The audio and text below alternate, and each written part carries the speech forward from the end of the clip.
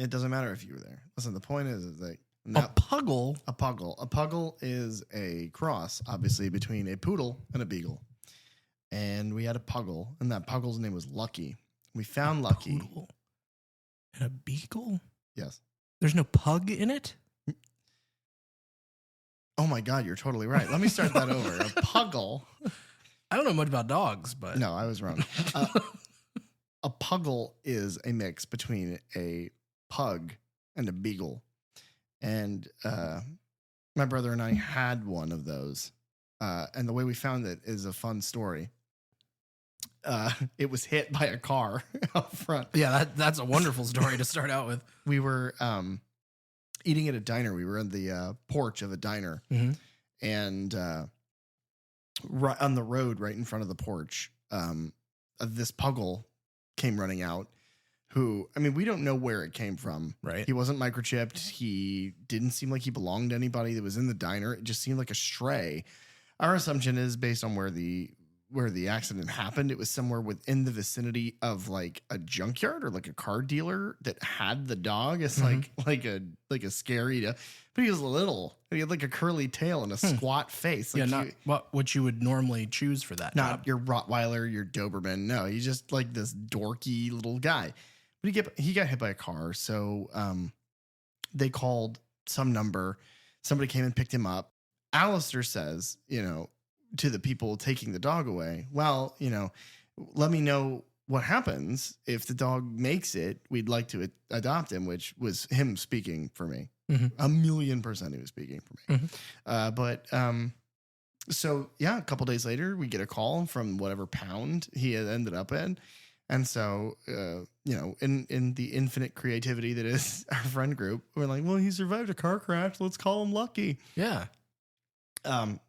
So we get him home and we have him for like 5 months and he's fine. He's a dog. He's terribly behaved because he has obviously spent a life outside. So why a dog who has spent his life outside would ever poop outside when you could just poop inside? Mm-hmm. It's stuff like that. We built a fort one time, like to exercise our inner childhood. Keep in mind, I'm like 18 years old. This is a very long time ago. But me and my brother and some friends of ours built a big like blanket fort around these couches that we had in the living room. Yeah. And we called it Fort. I don't remember. It doesn't matter. The fort was amazing though. You should have seen it. Shoulda. Every blanket was striped like in the days of old.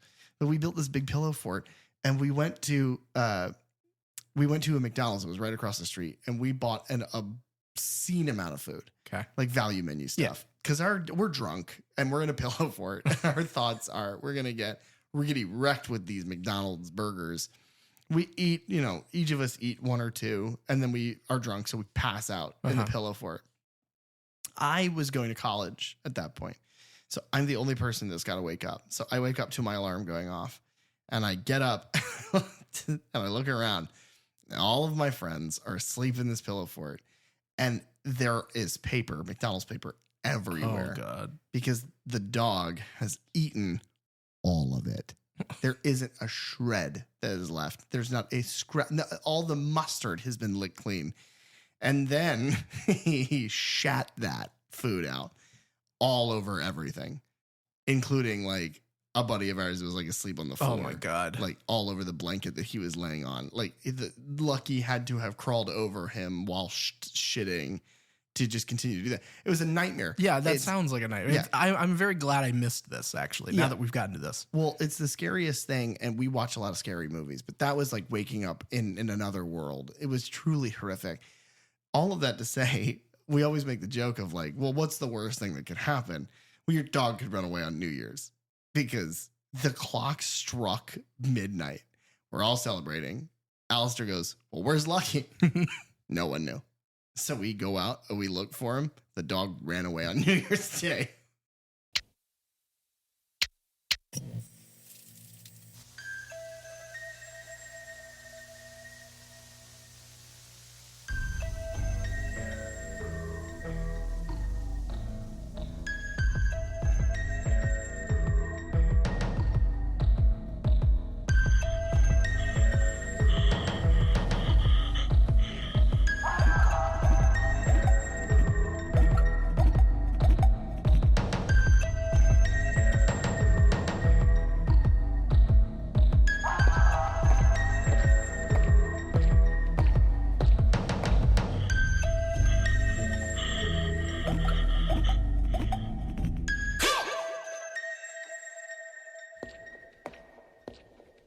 Hello and welcome to the Third Channel Podcast, where we delve into the horror franchises you love from the perspectives of a lifelong horror fan. And a newbie to the genre. I am that newbie, PJ. And I'm Derek. And today the only thing we're here to talk about is horror, specifically the horror's bride. And the horror is Chucky. It's a long walk to essentially say, today we're discussing the film Bride of Chucky. We made it. We got there. Yeah. My legs are tired. Speaking of tired, some housekeeping.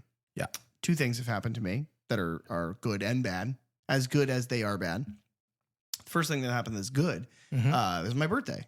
Oh, yeah. Yeah. So Child's Play 3, that episode dropped on your birthday. We didn't mention it in the recording because why would we? We didn't do the math. Yeah. But now that we have, I've gotten over the hill, as they say. I'm 64.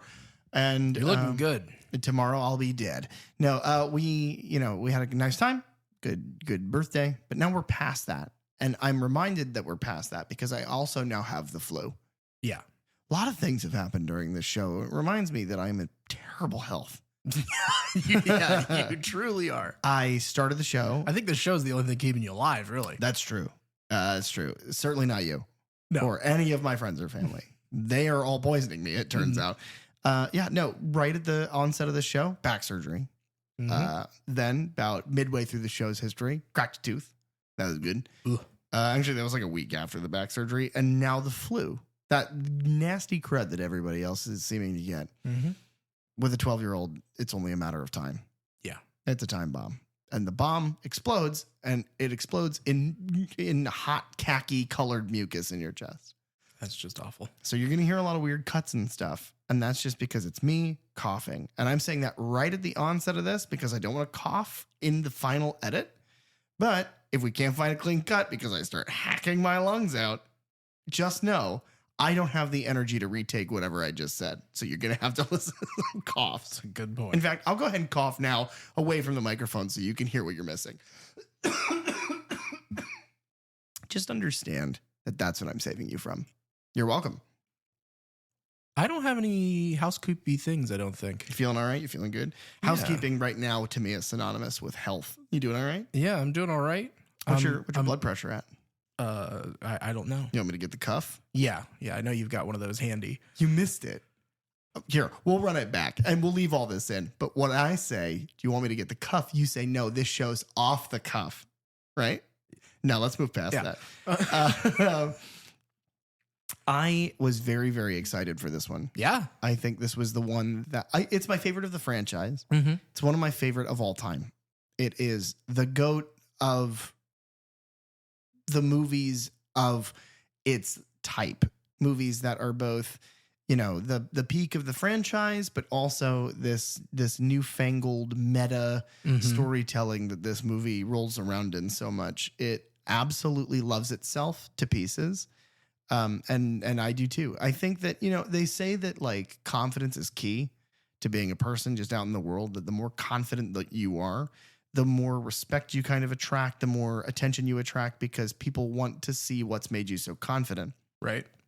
I feel like that's the same with this movie. The movie feels confident. It knew it was going to be the fun one. Yeah. I think they knew what they were trying to achieve, and they did that with flying colors. And I don't know because obviously, I mean, right from the jump, before we get into analytics or anything about the discussion, obviously, we did this with the as housekeeping for Army of Darkness, where we mentioned that, Army of Darkness is going to be an odd one because it's not strictly speaking a horror movie. Right. It is funny, and it's funny a lot more than it's scary. This movie is a lot funnier than it is scary, but it's funny in this dark, like nasty 90s grungy slimeball way. And it makes it so good. Yeah. This is a really interesting one, especially with like the franchises that we've already kind of covered, because the Child's Play or the Chucky franchise as a whole, if Child's Play was kind of the answer to the slasher films that had been coming before it. So like in 88, we had been through like 3 to 4 of the Nightmares, 6 or 7 Friday the 13th at that point. And so it's kind of the answer of like, oh, if that's what we're doing, let's do it as a doll. We can Let's make do a it. franchise. Yeah. Yeah. And then, they try and do the like, okay, we're going to do another one the next year. And then 9 months later, we're going to do 3. And then, those didn't do as well as we'd hoped. They didn't, take off like the other two, franchises I mentioned did. Mm-hmm. And so it was on hiatus for a long time. And then they finally came back with this. And like, it then is following what the new slasher franchise was at the time, because Scream and Scream 2 had come out. Yeah. So much so that the poster for Bride of Chucky rather is a parody of the Scream 2 poster. Mm-hmm. What I will say is that it obviously has a lot of inspiration within it, like being so meta. Mm-hmm. Obviously, anything meta that's horror post 90 is going to be Scream-ish. But what I will say is the movie also, you can see some threads of the black comedy, of the audacious, silly, black sense of humor sort of bullshit, because they start to do it in 3. Right. And yeah, there's a big gap between the two, but you can see that he's kind of skewing towards, no one can take this seriously. Right. So if we're not going to entertain them by it being a serious thing, then let's make them laugh and give them good schlocky horror entertainment. And I think that this movie does that better than any movie that has tried to do that since. Yeah. Yeah. This movie makes me like, I love watching it. I've seen this movie probably 5 or 6 times. Every time I do, I remember the lines. I remember the things that are the beats and whatnot, and they still catch me every time. Yeah. It is, it's a farce at so many times. It is hysterically funny, and like beautifully twisted in kind of the story that they're telling, because I think that Don Mancini and the director Ronny Yu really like set out to make not only a black comedy, a horror, kind of spoof meta horror thing here, but they also are doing like a rom-com, that has a slasher movie, slashed in the middle of it. It's also directly a reference to Bride of Frankenstein. Yeah. Which is a level of savoir-faire that this movie does not deserve. And it's funny because of that. There's a line, and I'm jumping way ahead. There's a line, and it's kind of like back and forth. It's towards the end of the climax of the film. And Tiffany says, "We belong dead." And I remember going like, that's almost sacrilegious. That would be like, if Ghostface starts quoting like Citizen Kane. It just doesn't feel like these characters should be saying these things. And then not 5 seconds before that, you're at, again, this is way ahead in the movie, but just talking about the humor. Yeah. It's Charles Lee Ray's skeleton. They're at his grave, and Jade accidentally knocks his head off, the skull. And he goes, "You just broke my neck, bitch." And that made me laugh out loud. I'm alone in my house, and it made me laugh out loud, because the jokes in here stand up to time, because they are based on the timelessness of how silly this movie is. Yeah, truly. With that, do we want to just hop into? Yeah. Let me, Bride of Chucky, 1998. Chucky the doll, possessed by a serial killer, discovers the perfect mate to kill and revive into the body of another doll. That's the whole summary. This one's terrible. This may be the worst one yet. And one thing I will say is it's Chucky, the doll possessed by a serial killer, discovers the perfect mate to kill and revive into the body of another doll. And there's no more punctuation until the period at the end. Oh, my God. That could have afforded another sentence. That hurt my brain reading it the first time. It hurts my brain thinking about it now. Yeah, it's also not indicative of really what the movie's about. That's indicative of the first act. Yeah. It's missing the fucking boner comedy road trip. The road trip. I don't know how you write a better one, but that wasn't it. Bride of Chucky, released October 16th of 1998. So what's funny is that this one is set So Child's Play 3 jumped forward in time by like 8 years. Right. And this movie takes place in real time. So Bride of Chucky takes place about a month after the events of Child's Play 3. Now, one of my first notes that I have, I mentioned it briefly in our review of Child's Play 3, but it's an important note. And I'll say it before we go into any facts and figures, nuts and bolts of the movie. The premise of this movie is insanely flawed. Okay. Because Chucky wasn't shot a bunch. Chucky wasn't cut up with a sword. Chucky went through a fucking jet turbine. Mm-hmm. You can't sew him back together. There shouldn't be any pieces left. Mm-hmm. And so immediately I'm on board, right? Immediately it's like, and I won't jump too far ahead, but immediately you get the trash bag. I'm like, let's fucking go. This makes no sense. Let's do it. I have an answer for that. Oh my good Lord. And we will wait for it, though. Okay. So yeah, released October 16th of 1998. It's directed by Ronny Yu. It's written by Don Mancini, just like all the rest of the Chucky and Child's Play films. Mm-hmm. It is produced by David Kirshner, a name we know and love, and Grace Gilroy. In between this movie and Child's Play 3, David Kirshner, of course, would go on to create the Barney puppet. He would also be one of the Flying Graysons from Batman, but not the comic character. In real life, he would do that. He would become a silverback gorilla for a few months, like an anamorph, and then he would marry 8 women all at once, all named Tammy. I can't verify that right now. No, but the bit is he could have done those things because his career's fucking Also, I've whack. got some references later that's going to make some of that kind of funny in a weird way. I didn't know.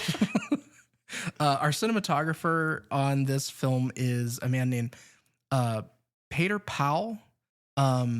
P-A-U is the last name. I could be pronouncing it wrong. So let me get this out of the way now. Ronny Yu is a Chinese Hong Kong director, but he has also made American films. And so he brought along his cinematographer and his editor, I believe, who's worked with him on a lot of his movies, came over to this movie. So Peter Paul, he has worked with John Woo. He was worked on, let's see, 1, 2, 3, 4, at least 4 Ronny Yu movies. He was the cinematographer for Crouching Tiger, Hidden Dragon by Ang Lee. And then he makes The Bride of Chucky. No, he did Bride before. Oh, okay. But then he graduated. He's also worked on Dracula 2000, Shoot 'Em Up, and The Forbidden Kingdom. Those are more American films that he's kind of worked on. Our editors here are Randy Bricker, who worked on Halloween 6, The Curse of Michael Myers, Hellraiser 4, Bloodline. Hey, I was gonna interrupt you and be like, well, Halloween 6 is a terrible movie, but Hellraiser 4 is not bad. Yeah. And if you're listening to this and that's a controversial take, just wait. The Hellraiser franchise is the one I'm the least excited and most excited to do. Randy Bricker was also an editor for Phantoms, which a movie we still need to see. I've seen it once before. Ben Affleck is the bomb in Phantom Joe. And then he was the editor for Texas Chainsaw, meaning Texas Chainsaw 3D, and Cult of Chucky and the Chucky series.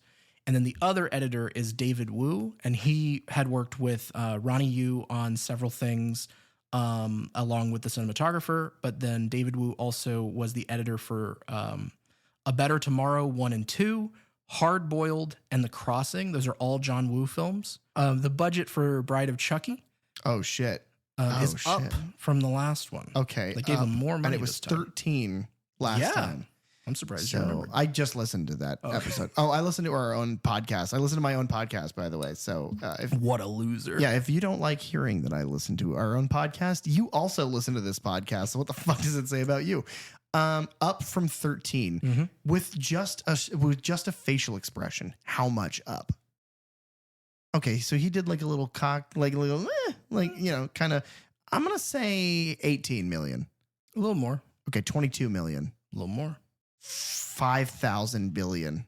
You got it. Nice. What is it? 25 million. Okay.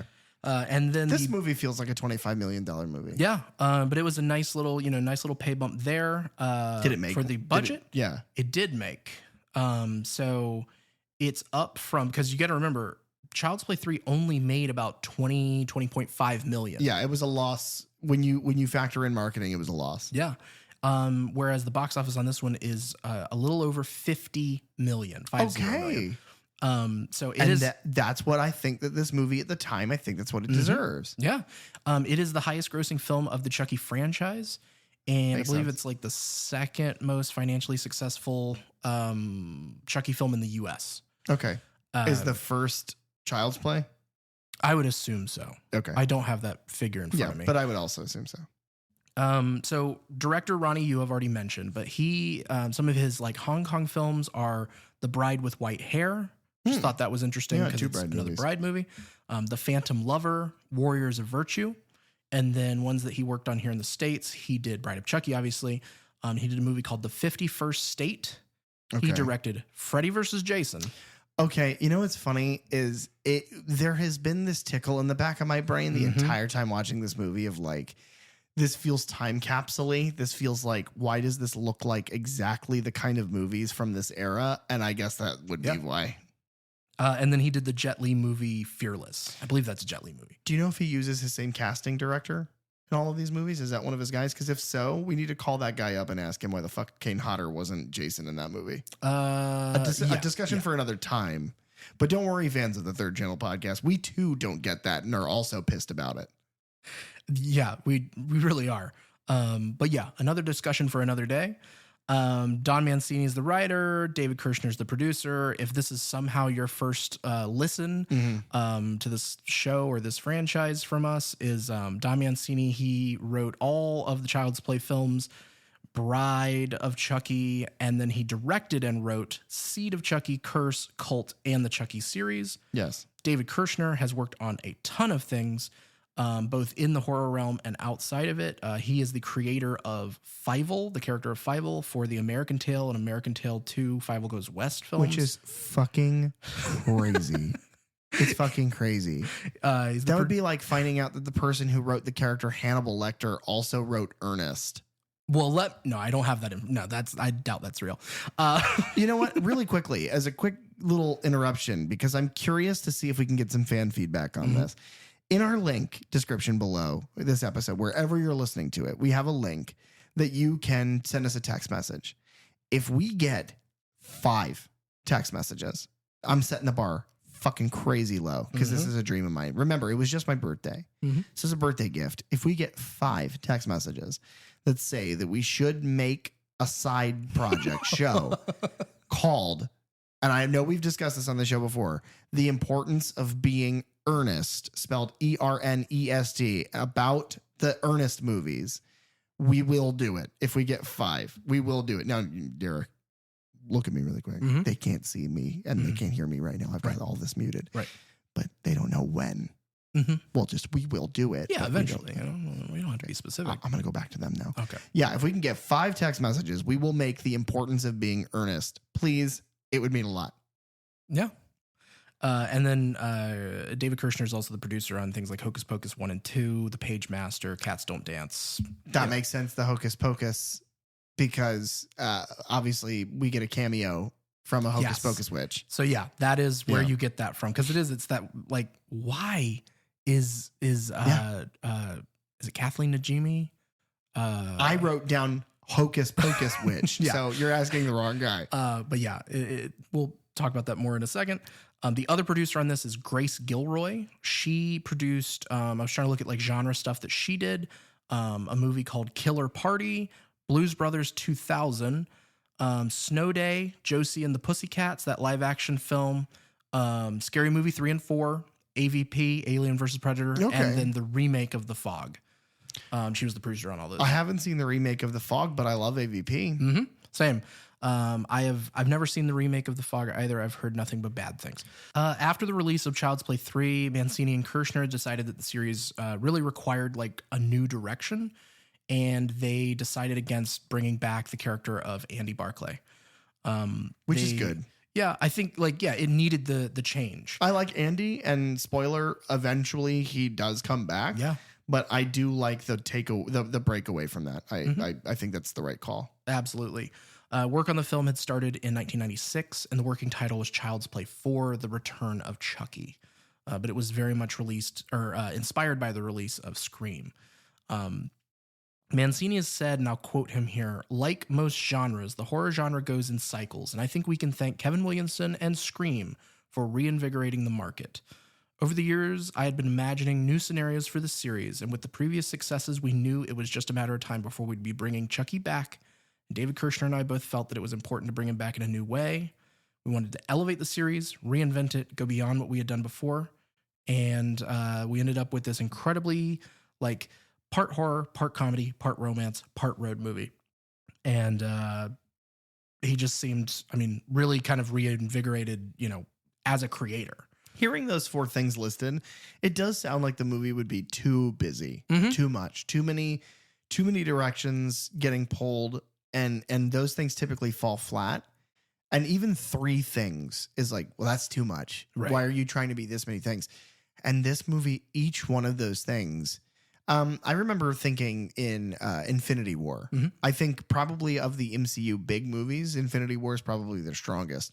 One of the things I love about that movie is that every time you get comfortable with a character's story or a group of characters' stories, because they all kind of group together, it cuts to the next one. And then you go in order and you're like, oh shit, I forgot that that's what they were doing. Right. And that's thematically what this movie does. It's flawless. It's, oh, right, it's horror. They just killed this fucking guy. Or, oh, it's comedy. Tiffany as a doll is making cookies for Chucky as she dolls up this girl whose body she's about to steal. Oh, right, it's horror because she went into the closet and there are 2 corpses in the closet. Oh, right, it's a road trip because they're in their stolen RV. And it's so perfect. Yeah, it all just works together so well. Yeah. They thread that needle really well. Ronny Yu was hired to direct after Kirshner and Mancini had seen The Bride with White Hair, and then he was allowed to bring his collaborators from Hong Kong with him. The inspiration to create a girlfriend for Chucky came from Kirshner after he saw a copy of Bride of Frankenstein at a video store. He loved the idea, and he created Tiffany. So much like with the Chucky design originally, Mancini's the one who actually like sketched out what Chucky would look like. And so the same thing with Tiffany, sketched that out. And then he and Kevin Yeager actually built the physical prop of who Chucky and then Tiffany were. Which, my God, those fucking puppets. Yeah. And we'll get more into that, I'm sure. But, every single one of these movies, we mention how high that bar has gotten. And at this point, it's like at a certain point, I wasn't able to kind of hear what was going on. I was far enough away doing something kind of in the background with the movie playing this week. And you can just read their lips to an extent. And that's wild to me. Yeah, it's watching the puppets evolve over the course of this franchise is it's been the best part of the rewatches to me. Yeah, I would agree. Mancini had chose Jennifer Tilly as his first choice to play Tiffany. He was impressed with her in the films Bound and Bullets Over Broadway, which I believe she won an Oscar for, or if not, she was at least nominated. Gina Gershon, who was her co-star in Bound, she encouraged her to take the role as well. I think she was also kind of in the talks for it, but it went to Jennifer Tilly. Mancini has commented, like, in retrospect, that once we introduced Jennifer Tilly's character, that brought a certain like comedic camp vibe to the franchise. And so, it's a kind of historical landmark or hallmark of gay culture. And so you see an increase in the use of like LGBTQ plus characters from here on out in the Chucky franchise. Oh yeah. Jennifer, especially at the very end of this movie. Yes. Which there's several like examples of that I'll kind of go over as we get to the plot. Right. Jennifer Tilly, she provided Tiffany's voice over dialogue during a 3-day recording session that was held in tandem with Brad Dourif. So just like in prior ones, they recorded all of their stuff before the start of principal photography. And unlike other times where this sort of like recording process happened, where typically it's like you go into a booth and you record, and then you go into a booth and you record separately, they actually recorded together a lot of their stuff. They Buzz and Woodied it. I love that. Like they really That's let them so cute. interact. Yeah. Which I mean, I think you see the chemistry kind of build there. It translates. Yeah. And I know that certain things were definitely ad-libbed because of that. Yeah. But it allows them the freedom to kind of play off each other, and then the puppeteers and the animators later get to do their thing. There's a line that I'm pretty positive is ad-libbed that I don't think we would naturally get to in this conversation, but it is so fucking funny that I wanted to point it out. It's Chucky goes, "What would Martha Stewart say?" And Tiffany goes, "Fuck Martha Stewart." And it cuts to Chucky, and his eyes are wide open, and his mouth is agape, like, oh, and that is so. I feel that there's no way that line was written. Yeah, for them. The reactions that Chucky gives during that whole scene, making the puppets so good gives you the ability to make them react in a way that is genuinely funny. Yeah, that's true. Speaking of, each of the dolls actually required like 7 puppeteers to manipulate. Yeah. Plus you needed a computer playback operator and a puppet coordinator to act as liaison between them. So you've got like 7 to 9 people at any given time, 3 puppeteers alone handling just the face, those, movements and things. You've moved into like Imagineer territory. You've moved into, you need a team of dedicated staff to make Chucky be alive. And like, even as advanced as they get, they're still like, most of it is still like cable fed into them. Because if you watch the behind the scenes stuff, it's like you see people just sitting around with like little joysticks and stuff. You have somebody who wears this like strap around their forehead and it goes under their chin. And so as he moves his mouth up and down, that moves the mouth of the puppet. That's cool. So he kind of mouths along the words. Now the doll's skin this time around, it was a combination of silicone and foam latex, which is newer for this. In the Child's Play films, they weren't. They were just foam latex then. Which sucks, because the second you hear that, you know that means that all of those puppets are gone. Yeah, they're just disintegrated. Yeah. And but the new skin that was on the new mixture, it actually made it easier to paint to where it would look better in lighting for the film. The foam latex by itself was like apparently very difficult to light. Well, they look much less shiny, which benefits the only time we see a doll in the film that is not, because Chucky chameleon's back to the good guy, but they don't do this in that movie. They don't do that in this movie. Yeah. There's no reason to. Immediately upon seeing him, he's scarred beyond the ability to be a default good guy doll. Yeah. Tiffany is new, but Tiffany, her face kind of never really changes too much from the original, like the default. So you don't need them to look fake. You don't need them to look shiny. You can get away with them looking quite realistic. And then coming back for this one, Brock Winkless, I believe is how you say his name. Good God. He is among the 17 puppeteers who worked on this film. But he returned to puppeteer Chucky. You also have the returning little person actor of Ed Gale. Okay. Just to regale you with his credits again. That's good. I'll say he was Howard the Duck. He was in Spaceballs. He played Chucky in certain scenes for both Child's Play 1 and 2. And he worked on another like scary doll movie called Dolly Dearest. And Debbie Lee Carrington was also one of the little person actors in this film. She acted as Tiffany in certain scenes. She was one of the Ewoks from Return of the Jedi. Okay. She worked on Howard the Duck as well. She was one of the little like baby or child Bigfoot in Harry and the Hendersons. Okay. She was in Batman Returns. What the fuck? As a penguin. The Emperor Penguin. Good. She was in Men in Black as an alien father. I don't know particularly who they're referencing with that. I don't know. She was in Scary Movie 3, and then she also returned for Seed of Chucky. But Ed Gale and Debbie Lee Carrington, they performed the in-suit performances of Chucky and Tiffany. There's a couple like very specific scenes. The major one that jumps out at me is the very end, the fight that they have in the graveyard is very clearly certain shots in there are.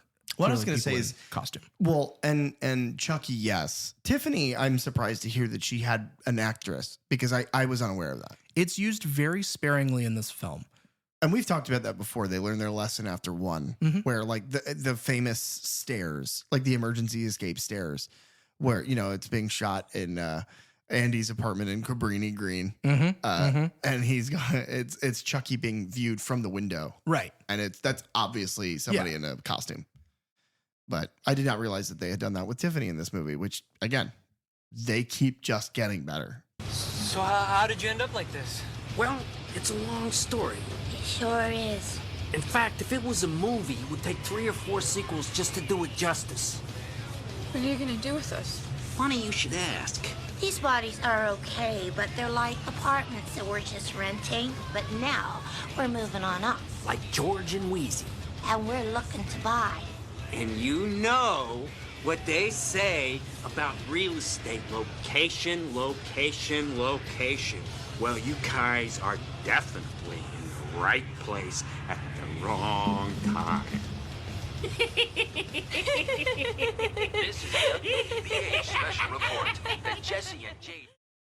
Something I love so much about that scene in specific, and, you know, obviously Don talks about Scream and the sort of meta-ness that this movie develops. And something that I love so much is Chucky in that scene says, well, you know who I am, right? And then Tiffany's like, and we've already met. And it's like, well, yeah, you're talking to us. It's like, yeah, we know who you are, Chucky. And yes, thank you. We spent the first act meeting Tiffany. Yeah. So we don't need to do any of that. We don't need to go over any of that. They don't waste time with the characters being like, what? Talking dolls? Because what happened with the Chucky doll is famous. That's established pretty early on in Tiffany's trailer, where we see all those clippings and whatnot. And a really weird out of focus photo of Brad Dourif. Like, they couldn't have just taken a picture of him in the costume again. Yeah, I don't know, because it's like the whole point of that picture is just to introduce the amulet, because he's wearing it, right? So that Chucky can say, "Yeah, I was buried with that." Right. This thing that we've never mentioned before in 3 movies and in universe 8 years that this has gone on. Yeah, because remember, he had that necklace all the time. Do you remember when he was shipped to the military academy? He was shipped with his fucking necklace. The movie starts Yes. at the Lockport Police Department Evidence Depository. Did you pause and look at all the references? Yeah, I did. Okay. Do you have the list? Yeah. For the audience, if you haven't seen this movie, please do. I'm going to jump to the very end of our discussion, and I'm going to say I absolutely recommend you watch this movie. This movie's fucking crazy, but we'll get more into the recommendation later. Yeah. I'm going to hold my recommendation or no recommendation till the end. He recommends the movie. I've ruined that for you. There is a police evidence locker. Yeah, we're in like a big warehouse, basically, of evidence. And there are references to everything in the locker. And that's immediate where you immediately go, oh, okay.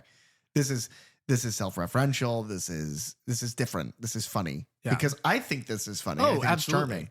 Absolutely. And this was a reference that I think they initially wanted to use at the beginning of Child's Play 2 and didn't, because they didn't do any of the courtroom and any of that. So they held it over for this, but I'm glad they brought it back. You have a list, but let me see how many I can guess. Or that I noticed. Yeah. There is a chainsaw, so I'm assuming that is Leatherface. I was either that or Ash. Yeah. There is obviously Michael's mask, Jason's mask, Freddy's glove. I didn't notice anything else. Those are the main ones. Right. There is also apparently, I think in one of the wider shots, the crate from Creepshow. Okay. So the literal, like, that's the name of the short in Creepshow, but it's the crate that's under the stairs that has, I believe, the monster they call Fluffy in it. That's apparently in there. And then there's also in the wide shot a spooky skeleton. My God. Yeah. I'm sure you've blocked that out of your memory, though. But yeah, no, that's basically it. It's the major 4, slasher icon, like, not a reference items to and stuff. Ghostface in spite of being so inspired by. Yeah, nothing that find I that strange. saw or nothing I've seen referenced anywhere else. The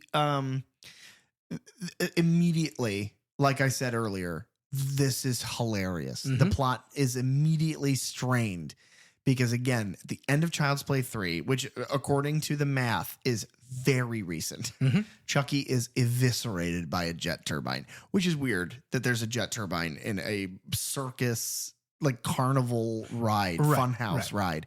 But whatever. Looking past that glaring and obvious plot weirdness, he should be missed. He should be paced. Right. He should be. Okay. If that was the doll that they were keeping in evidence. So my theory, and I don't have this anywhere. Okay. I haven't found this anywhere, but it's the thing that makes sense. And you set me to thinking about it in the first place. My God. So during our conversation, a famous idiot? Yes. During our conversation, our discussion on Child's Play 2. Right. You said that when Kyle finds the Tommy doll that Chucky smashes the face in and buries under the swing and she picks it up, that the way that the doll's face is smashed in with the eye all exposed and everything. Right. Okay. I think it's the Tommy doll that's in evidence. Where does the soul then come from? She's just bringing his soul back.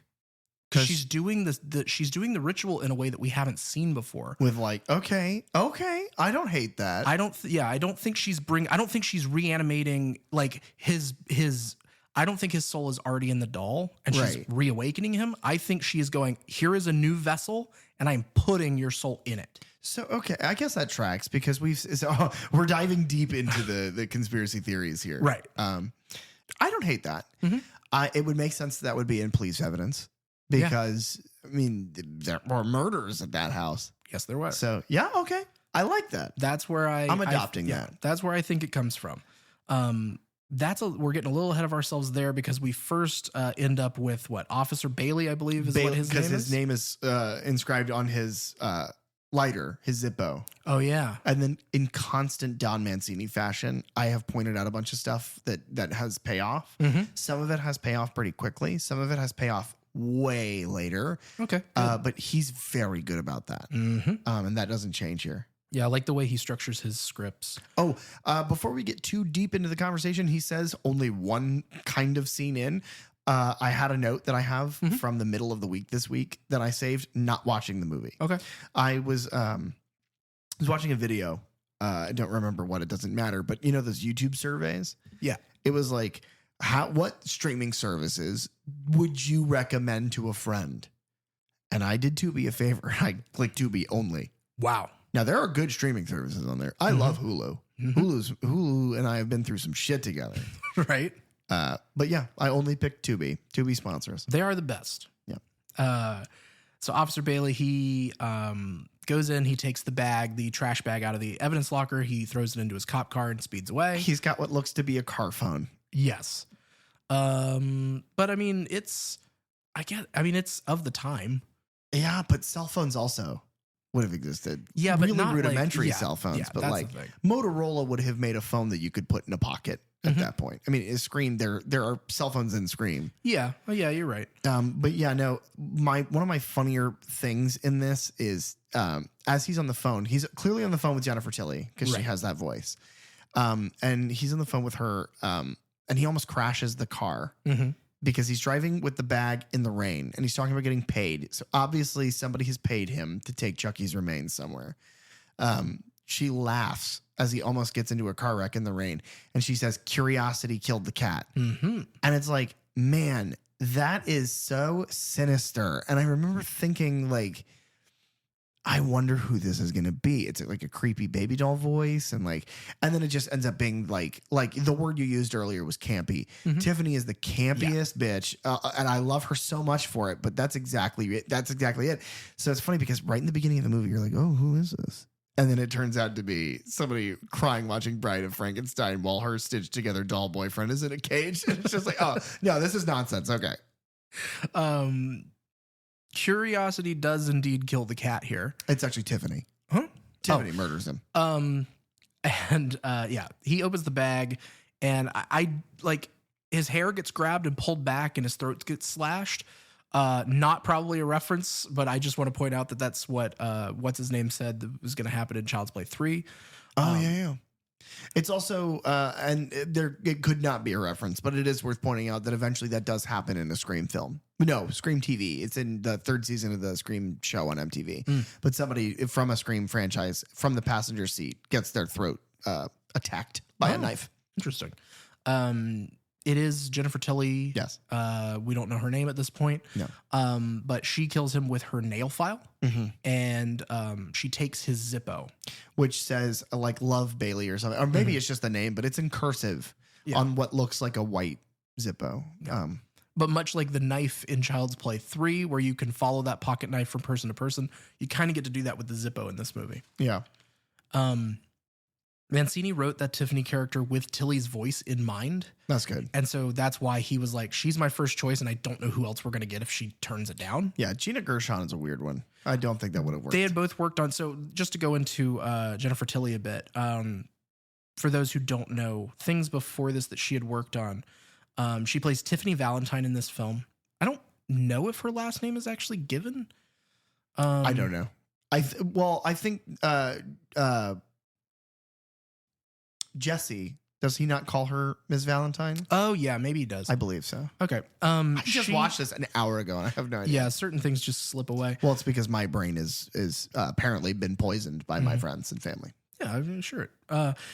She was in the film Bound, which is like it's kind of a sexy, like noir kind of crime thriller movie. It was made by the Wachowskis before The Matrix. Okay. It is fantastic if you haven't seen it, but it stars Gina Gershon and Joey Pants. Pantaloons? Pantaleon? Yeah. I don't know how to Joey Pants. Joey Pants.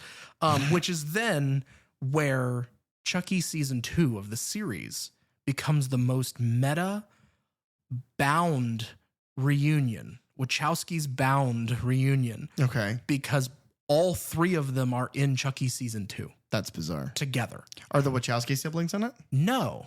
Shame. Yeah, that's the miss there. But the three of them are there because they are acting as themselves. So they talk about their work together. That's weird. It's bizarre. But she was also in Liar Liar with Jim Carrey. She did a voice in Monsters, Inc. She was, and I had forgotten this because I've only seen this movie once, but she was Madame Leota in The Haunted Mansion. Oh my God. Like the Eddie Murphy. The Eddie Murphy movie. Yeah. And then she returns for Seed of Chucky, Curse, Cult, the Chucky series, and most famously, and probably your favorite performance of hers. She plays Bonnie, the wife of Joe Swanson, in the hit TV show The Family Man. That's exactly it.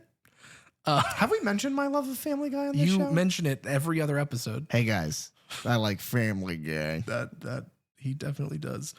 Brad Dourif, I shouldn't have to explain who he is at this point, and the other things that he's been in, but he's Chucky. Yeah, you know, he's Chucky. He's Chucky, and for the people that like this show, he's also Legion in The Exorcist 3, which eventually we'll discuss, and he is also Sheriff Brackett in the Rob Zombie Halloween remake, which we will probably not discuss, at least not for a while. We'll get to it eventually. But yeah, Brad Dourif's incredible. Speaking of Rob Zombie, his songs, 2 of his songs feature in this movie. Yeah. Because over this opening credits sequence, you have Living Dead Girl, which I don't know if it was made for this movie or if it was just like at the time and they got the rights to it. I believe it was at the time. I don't think it was for this. Because the music video has nothing to do with this movie. Oh, yeah. But yeah, the soundtrack in this is a lot of like metal, new metal, like that sort of, it's very of the era. It's what an 80s, which is funny because Chucky even is like, yeah, music, has really gone to shit since I've been dead. And then he clicks on, he's like, now this is what I'm talking about. Like he likes this music, like he's heard this music before, but it's music that came out long after he's dead. Yeah. So I was like, wait. I think he just means like heavier stuff. Okay, that's fair. But then we also get the newspaper clippings of, talking about Charles Lee Ray's murder and that a boy claimed that a doll was possessed. And we see Jennifer's trailer is just full of, Jennifer's body. No, we see Jennifer's trailer is just full of like memorabilia, like a life lived with this guy. And just dolls upon dolls upon dolls. Yeah. Good credit sequence. I know that's, we've kind of mentioned that a few times in this series. Like I love the opening sequence of Child's Play 3. I love that opening credit sequence. Yeah. And this one's not bad either. It keeps you entertained while setting up some world building stuff. Tiffany loves dolls. Yep. Tiffany loves Chucky. And then we get, you know, an actual explanation of that, but she stitches the doll back together. I also love how available voodoo is in this universe. Everybody just knows it. They have how-to books. It is like available to everyone, but then everyone's amazed and surprised that Chucky is what he is. Yeah, that it works. It's like, well, I'm sorry. Did you do voodoo on your way to school today? That's what voodoo is. It's everywhere. She's got a completely different book. She does her own voodoo with like a salt pentagram. Yeah. It's like a different, like what you said. And surrounded by like candles and everything. And she does the same chant for the most part. I think it might be a little extended, or maybe the verbiage is a little different, but it's strange. This is one of the first times, maybe the only time she does all this stuff. They don't do a reaction shot to storm clouds. Yeah, you don't see anything like that. Every other time that he's doing the chant, even in this film, in the graveyard, you cut to a reaction shot of the sky getting cloudy. This is, I think, the only time you don't. Yeah, that's a good. I may not be 100% with the rest of the Child's Play movies that we've reviewed so far, but if I remember right, I think so. Yeah, I believe so.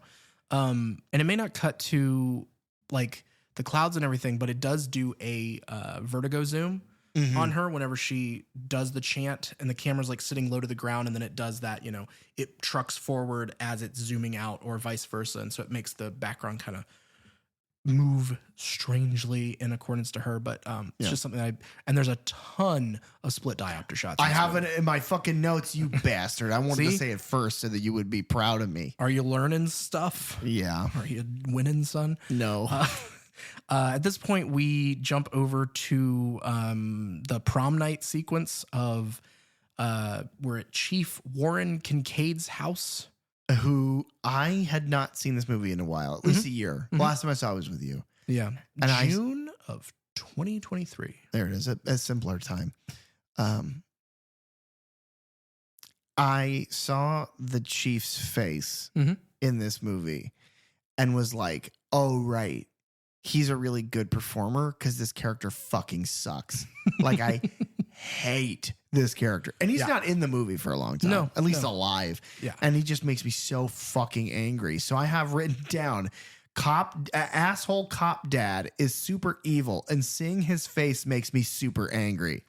Then I realized it's not her dad. And I was like, all right, never mind. Yeah, he is our female lead, Jade's uncle. Funny play on Jesse. It's Jesse and Jade. Yeah. Which is a funny little play on, you know, obviously for the cowpoke Jesse James, which is interesting. Yeah. Chief Warren Kincaid, he's played by John Ritter. John Ritter is most famously from the sitcom Three's Company, which is funny because Don Mancini describes this movie as a slamming door farce. And so a lot of kind of John Ritter's parts in this, and a lot of the parts in this movie are very much that. They would play very well in a sitcom of like, something is happening in this room and like Chucky and Tiffany are doing something and they don't want to be caught. And so like a door opens and then they have to freeze, and then the person almost catches them but doesn't. And then the door closes back in and then they can do the stuff. Yeah. And so it's like that. It's like things are popping in and out and like trying not to get caught. But he also, for a couple other things, he also played Ben Hanscom. I don't know how to pronounce that last name, but from It, the miniseries It. Okay. So he's in that. He is also, his other like huge role that he had just before his death was in the sitcom 8 Simple Rules for Dating My Teenage Daughter. Oh my God. Hey, sitcom. That's a bad title. It's very long, but everybody shortens it to 8 Simple Rules. But yeah, he was on that show. It ran for several seasons. I want to say like 7-8 seasons. Is he like a heel in those shows? So have you never seen Three's Company? Not really. Okay, Three's Company is a show from the 70s, if I'm not mistaken, where basically John Ritter plays a character who is living with 2 women. Right. And he has to, I think without ever using the term gay, he has to pretend that he's gay because their landlord, who is played by Don Knotts Oh my won't God. allow a man and a woman to live together if they're not married. Gotcha. Okay. And so he's having to pretend to be gay so that he can live with these two women because I don't know, they're trying to save on rent. honestly, yeah. that makes the reference like the slam door Yes. gag. Yes. That makes Sorry. it a lot. Yeah. No, That's no, and for the general audience, I think who's seen that show, but for those of us who haven't, remember, I'm a newbie to the genre. What genre? That changes. all the time. I'm a newbie to sitcoms. I've never seen 8 Rules About Dating My Daughter or whatever that is. It's pretty good. It's funny. Oh, good. But he passed away suddenly in 2003. Oh. And they continued the show afterwards. I think like his character in the show, I think, dies off screen, but then they carry on and they have some other characters, like a grandfather character, I think comes in, Mhm. kind of takes over that role. But it's very funny. Well, I tell you what, he's really good in this. You've got you have him immediately established as like he's got that fucking smirk, Mhm. and Jade, who is played by Katherine Heigl. which is crazy. Yes. So this is like one of her early kind of roles here. One of her few genre roles. She is the Johnny Depp in Nightmare on Elm Street of this film. Yeah, because she would go on to be, big. Yes. She was in Under Siege 2, Dark Territory. Good. She was in the slasher film Valentine, which came out after Scream as well. She was in, most famously, Grey's Anatomy. That's kind of where she had her big break. Yeah. And then she was in Knocked Up, a ton of rom-coms, and then a couple like genre movies she did later. Home Sweet Hell and Fear of Rain. I've never heard of them before, but they're horror thrillers. She's being picked up by David Collins, who is her friend, played by Gordon Michael Woolvet. He doesn't have a lot of No, I looked him credits. up because it was that thing of, do I recognize him? Because he Right. looks very 90s. Yeah. And It's the Frosted Tips. It's the Frosted Tips. It's also like the 90s had this obsession with men with like very Keebler-ish, Mhm. very pointed features. And he looks kind of like a lot of people. Yeah. Yeah. He's great in this. Yeah, he does a good job. He was in a movie called The Legend of Gatorface. Is he Gator? I don't know. I didn't look that up. Shadow Builder, and then he was in some TV shows, Andromeda, which was a Gene Roddenberry sitcom. I think it was one of the or not sitcom, but a sci-fi show. Was it funny? I don't know. I regret saying sitcom. For their situations? Yeah. He was also in Supernatural. Okay. I've never seen that show, but he played Ezra in King of the Damned. So maybe he was only in an episode or two. Yeah, maybe. I don't know. And then he was in 3 episodes of iZombie, which is another show I've never watched. But You said show. Is it a sitcom? I'm sorry. It is not a sitcom, I don't think.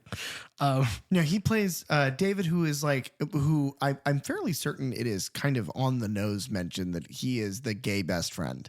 Yes. So from my understanding, he is the first openly gay character revealed in this franchise. Yes. And they make some passing comments of like, Kincaid Warren is kind of grilling him of like, oh, you're here to pick up, my niece for the prom. He tries to be straight passing. Yes. He tries to be like, yep, I'll have her home, but Yeah. And it's like, oh, you got into school on a scholarship. Oh, big sports scholarship, right? And it's like, oh yeah, figure skating. And Right. he's like, oh, well, you're forgetting the corsage. And David's like, oh yeah, it's a lily. If you put it in water, it'll stay. And then it's like, what's going on here? And which is a normal conversation that you could expect to have. I don't like the, I'm the gay best friend. I have to, whatever. And it's just so over the head because then it almost becomes an insulting stereotype. But this feels like I can see these conversations happening in the real world. Yes. Yes. Yeah, I don't think it's over the top. And I mean, I can't necessarily speak. There may be people who find it over the top. I don't. And I don't either. Whenever it's brought up, it's more of like, I don't know. I feel like it's more in passing. It's more in just like we're having a conversation. It feels like the same sort of conversations you would have with your own gay friends. Well, and it doesn't sound like the joke is coming from the fact that he's gay. It sounds like the joke is coming from the fact that this is somebody with 0 similar interests who, for the sake of needing to go along with the gag, is needing to pretend that he does. Right. I do not play any sports. I've never played sports. I play the nerdiest fucking games on the planet. So when you put me in a room with, like my girlfriend's dad who likes football and is starting to talk to me about that stuff, you really find yourself a lot of times being like, oh yeah, that's fucking crazy. That's wild. And then every so often you'll be like, oh yeah, that reminds me of this movie. And they're like, what are you fucking talking about? It's like, oh, never mind. So I think it's more just being fish out of water, and the fish out of water element that he is in is because he is trying to be straight passing to a toxically masculine asshole. Yeah. Piece of shit, scumbag, fucking dickhead. I hate that character so much. Yeah. Which is a great performance. Yeah, John Ritter's doing an amazing performance there. They drive away, and we are then introduced to Jade's actual boyfriend, Jesse. Jesse Miller is played by Nick Stable. Okay. He also hasn't done a ton of stuff. He was in a movie, a horror film or a thriller called Descendant, and actually Katherine Heigl was in that as well. He was in Dead Right, like you're writing something. Okay. And then a movie called Sheltered. Again, I don't know any of those movies. Yeah. So he hasn't had like a ton of credits. I think he might have done more TV work. He is probably, as far as performances go, he's probably the weakest in the movie. Probably, yeah. He plays it like dumb dude, which is fine for what the movie needs. Honestly, they are just a vehicle to move the story along, and the story needs it to just be about Chucky, which this movie does very well. And that's a big change in this one, is like, Chucky being the antagonist in the first three films is like, well, we're following Andy's story. Right. And as much as Chucky is still the antagonist of this story, he is also the main character. Yes. We follow just as much with him. We spend just as much time with Chucky as we do with the human characters. Actually, what's funny is, now that I think about it, as much as I think he is the main character, it's probably Tiffany. The movie is about Tiffany and what she goes through. No, you're right. That's a good point. And she's fantastic. She really is. So they are then pulled over. Yeah. Now, if you thought John Ritter in this movie was an unlikable, punchable fucking asshole, meet shitty cop lackey Lieutenant Preston. He is so fucking, because everybody knows somebody like this guy who revels in being a fucking You know what he reminds me of? Do you remember the Disney cartoon Recess? Yes. Do you remember Randall? Yes. That's who he reminds me of. For those of you at home, that's an excellent He even pull. looks like He looks Randall. like, it's the slimy smile and the squinty eyes. For those of you at home, if you don't know what I'm talking about, congratulations on being 13. But then also, you should look up the character Recess Randall, because it's uncanny. Yeah. Except instead of having the mean, shitty teacher in the moo-moo, it's a mean, shitty man with a bad haircut. Right. Lieutenant Preston is played by Lawrence Dane. He was in Scanners. He was in Happy Birthday to Me, which is like another horror film I've never seen. Of Unknown Origin. Don't know what that is. And he was in Darkman 2. Which was not directed by Sam Raimi. It's funny because I could have sworn I remembered him. Mm-hmm. Nope. I've never seen any of that. We go back to Tiffany at this point. Yes. And this is where she's doing the Voodoo for Dummies stuff. Yeah. So she has that book. Everybody's got fucking voodoo. Yeah. Target has like groceries and like electronics and entertainment. And then it's got like a gardening section, and it's got voodoo where you buy chicken bones and shit. It's crazy. It's everywhere. Whenever, like I said, it does the vertigo zoom as she's doing the chant, but it doesn't seem to work. Yeah. And she says the line, "What a crock." Yeah. Which I only point out because it comes back later.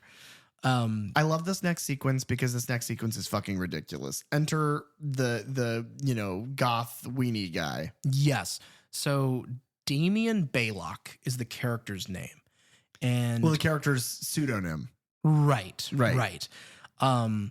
Because Damien Baylock is named after Damien from The Omen and Mrs. Baylock from The Omen. That's his nanny's name. That's great. So it's the mixture of that. They originally wanted Marilyn Manson to play that part, but he didn't. It either didn't work out or he didn't want it. Let's just say, hindsight, good. Yes. Fuck Marilyn Manson. Very, very much agree there. Yeah.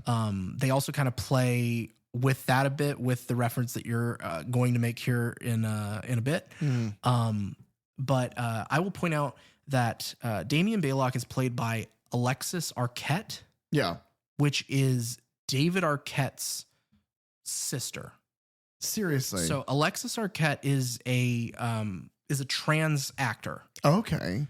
She's played like a lot of androgynous or trans or cross-dressing or transvestite like roles in a lot of things over the years. Sure. But like some of their bigger performances or not even bigger performances, but like bigger named movies that they were in, they had a part in Pulp Fiction, which I'm not even sure of 100%. Like I don't know where to pinpoint them out of it. They were in The Wedding Singer, which is a movie, an Adam Sandler movie I have not seen. Yeah, I haven't seen that. And then she was in She's All That and Blended, which I think Blended is another Adam Sandler and Drew Barrymore film again later. I haven't seen that one either. But plays this role here. And the sister of David Arquette, Patricia Arquette, Rosanna Arquette, like the whole family of It actors. was wild. But she does a fantastic job here of like playing the goth kind of almost looking like the Crow. Yeah. For a different reference, looking like what is it? Slade Craven. Thank you. Yeah, that's all I could think That of. was a pull I wasn't going to pull off right there. Yeah. It is bizarre. It is hilarious. The character is so good because the character is like, I am dark and I'm a murderer. I kill people. And it's like this picture of what is supposed to be a dead person. He's like, check this out. And he slaps a Polaroid down. And for just a second, Tiffany is like kind of getting hot about it. And it's like, oh my God, that's you. And the character's like, what? No, it's not. I told her. She's like, yeah, it's fucking you. And like immediately the tension deflates. And then my favorite is because Jennifer Tilly is in this movie very little. Right. But my favorite performance that she gives is this flash across her face because Damien is like clearly there to fuck, clearly there to like get down with it. And Tiffany doesn't want any part of it because this character, Damien Baylock, is fucking pathetic. And she can read that, obviously. And it's like implied that they have history to an extent. And then she sees that the doll is missing. And it's this flash across her face and her body language changes. My note is, it is crazy how convincing Jennifer Tilly's performance is of being super fucking turned on that Chucky is missing. Mm-hmm. And it's like, because her body language immediately changes. And it's like, oh shit, he's back. And it's just because then that gets you excited as the audience. I immediately am like, oh, here we go. Because it's going to be, whatever it is, it's going to be ridiculous. It's going to be over the top. And it's a character that you love. Right. And it's also that thing of like, well, we thought that it didn't work, but clearly the voodoo did. Right. It's the immediate blanket pull. And so it's when is he and how is he going to reemerge? And so this is a scene that is like one of those classic scenes where like you're watching the movie and the movie's about murder dolls and it's silly, it's ridiculous. And then this is when your parents walk in. Yeah, of course. Because like her boobs are basically out. She's in a corset. She looks great. It's a great, great camera work. But anyway, it's very good. And she's got Damien on the bed, handcuffed to the bed. Yes. And Chucky has reappeared at that point, and the first thing he does is hi, I'm Chucky, want to play? Right. But it's like he's not there 1 second, and then there's a lightning flash, and he's sitting beside her on the little couch. Right. Which Damien says nothing about. No. Because he's an idiot. He comes over and kind of like picks at him a bit. Right. And they go back and forth, and that's when she's like, oh, well, let's move to the bedroom. Right. On the other side of this curtain, in this trailer here. Yes. What a good little set. Mm-hmm. It's great. Yeah.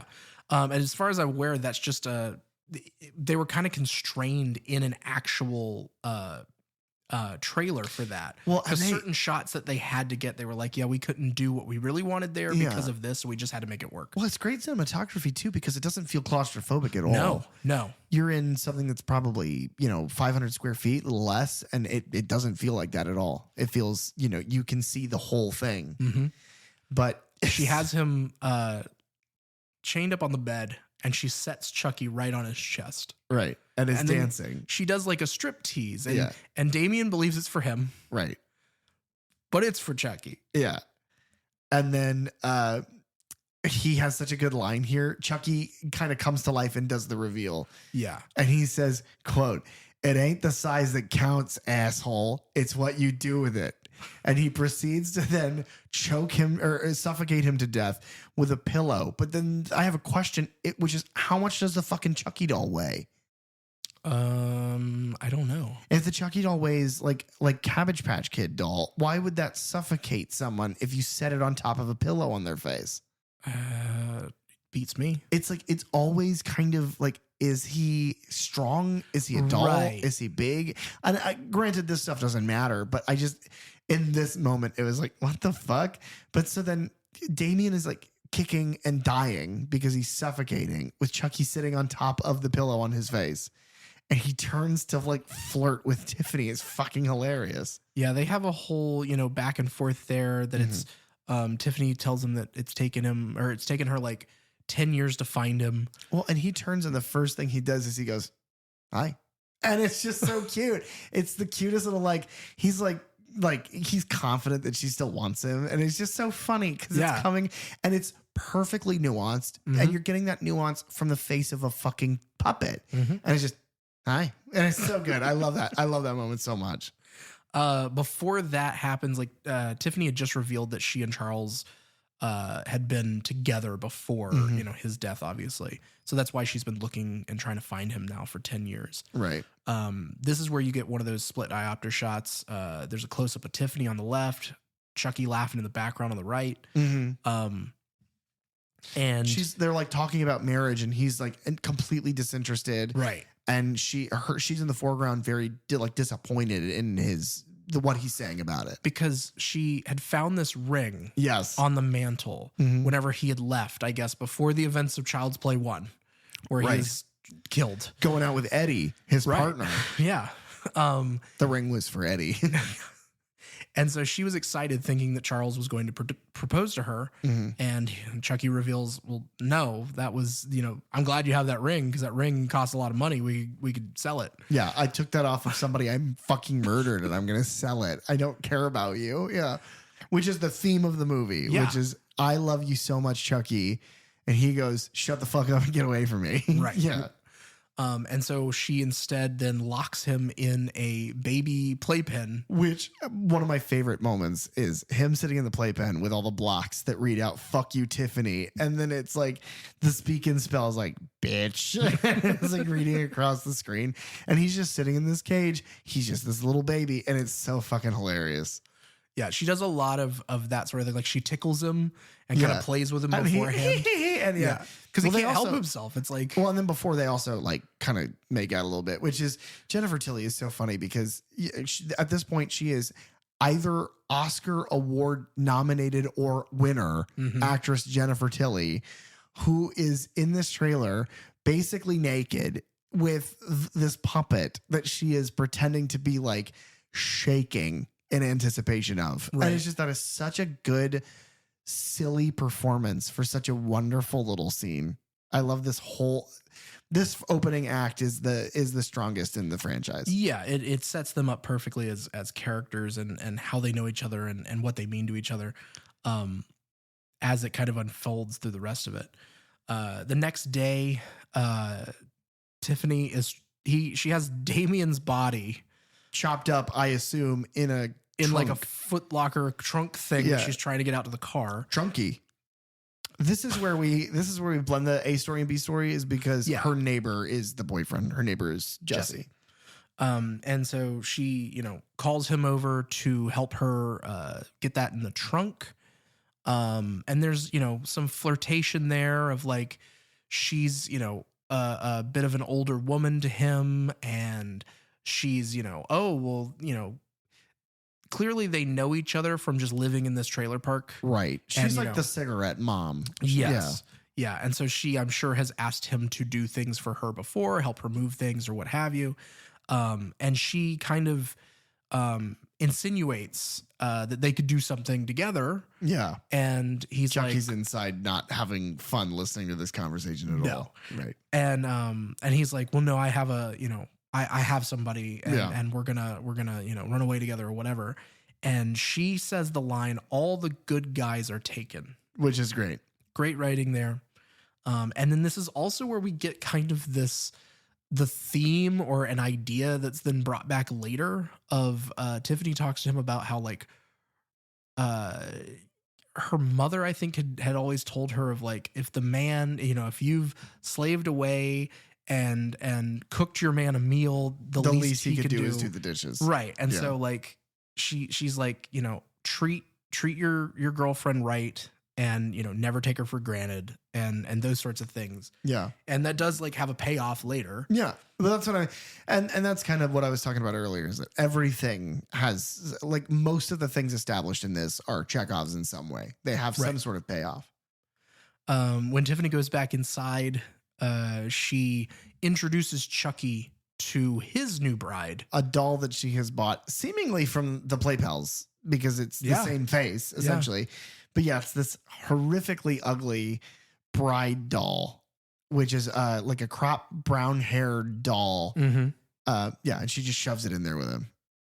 And I think she's wearing the ring around like the necklace, which is important because that's what Chucky uses here in a second to get out. Yeah. Tiffany is then in the bathtub. She's watching Murder, She Wrote on this tiny little TV. In a bubble bath. Yeah. And Murder, She Wrote is important because, and I didn't write down all the people that have been in the franchise who were also in episodes of Murder, She Wrote. Okay. But the amount of people, I'm talking like 6 or more people from Child's Play 1, 2, and 3 have appeared in episodes of Murder, She Wrote. That's weird. Including Chucky? Yeah. Oh, shit. He was there. And then that's she the switches. murder that she's writing about is the Chucky murder. Yeah. That's he's always the killer. Yeah. That show is boring as hell. And then she eventually switches over to the Bride of Frankenstein. Right. And we get the electricity birth of the bride. We get, a couple classic lines in there, which this is a film that is made by Universal. Mm-hmm. So they can use those sorts of things because that is a Universal, horror classic. During this point, Chucky has gotten out of the cage. Right. He has used the ring that she, gave to him with the doll, like the gem of it, chiseled his way out. Right. He does a little jailbreak there, and he gets a knife from the kitchen, and they do this amazing like shot of kind of trucking along, and you're following along behind Chucky as he's walking through the kitchen toward the bedroom. He's dragging the bride doll along behind him, and it's like. It is that level of looking at the puppetry there. Right. And not being able to see the wires. I don't know how much they had to like paint out of that or like how it was achieved because it might be that thing that they've shown before where like part of the floor is moving and he's on a tray, like a rail, but you can't see that because of the angle that they're shooting from. But he gets the knife, which he doesn't end up needing. Right. Because when he kind of sneaks into her bathtub area of the trailer, she's got this fucking TV perched on like a TV tray. Yeah. And so as the bride is screaming in The Bride of Frankenstein on this TV, he appears and scares her. And she's like, no. And he shoves the TV into the bathtub. So as the bride's screaming face on the television is sinking into the bubbles, she is like eyes rolling back, is sinking into the tub and is flailing because she's being horrifically electrocuted. And he is laughing the entire fucking... This girl who loves him more than... who brought him back to life. And he is just reveling in her being just horrifically murdered. Again, theme in this movie. Voodoo is everywhere. You can't throw a rock without hitting fucking voodoo.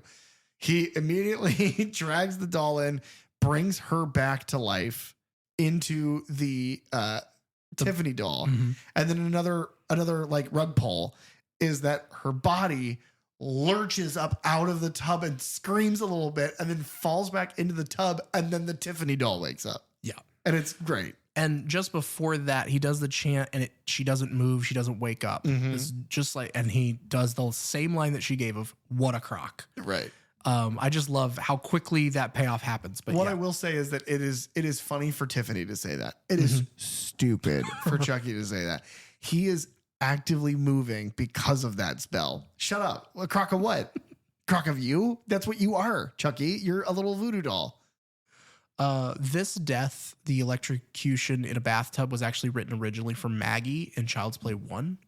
Oh, no, I much prefer it here. Yeah, no, I'm glad. But that's something I love about this franchise is like Don Mancini is like, we didn't get to that. It didn't work out for that one. Yeah. Let's dust it off. And that's happened several times in this franchise. Another thing we've mentioned before in this review of this franchise is that this is also a kill that was in the 2023 Halloween Horror Nights Chucky house.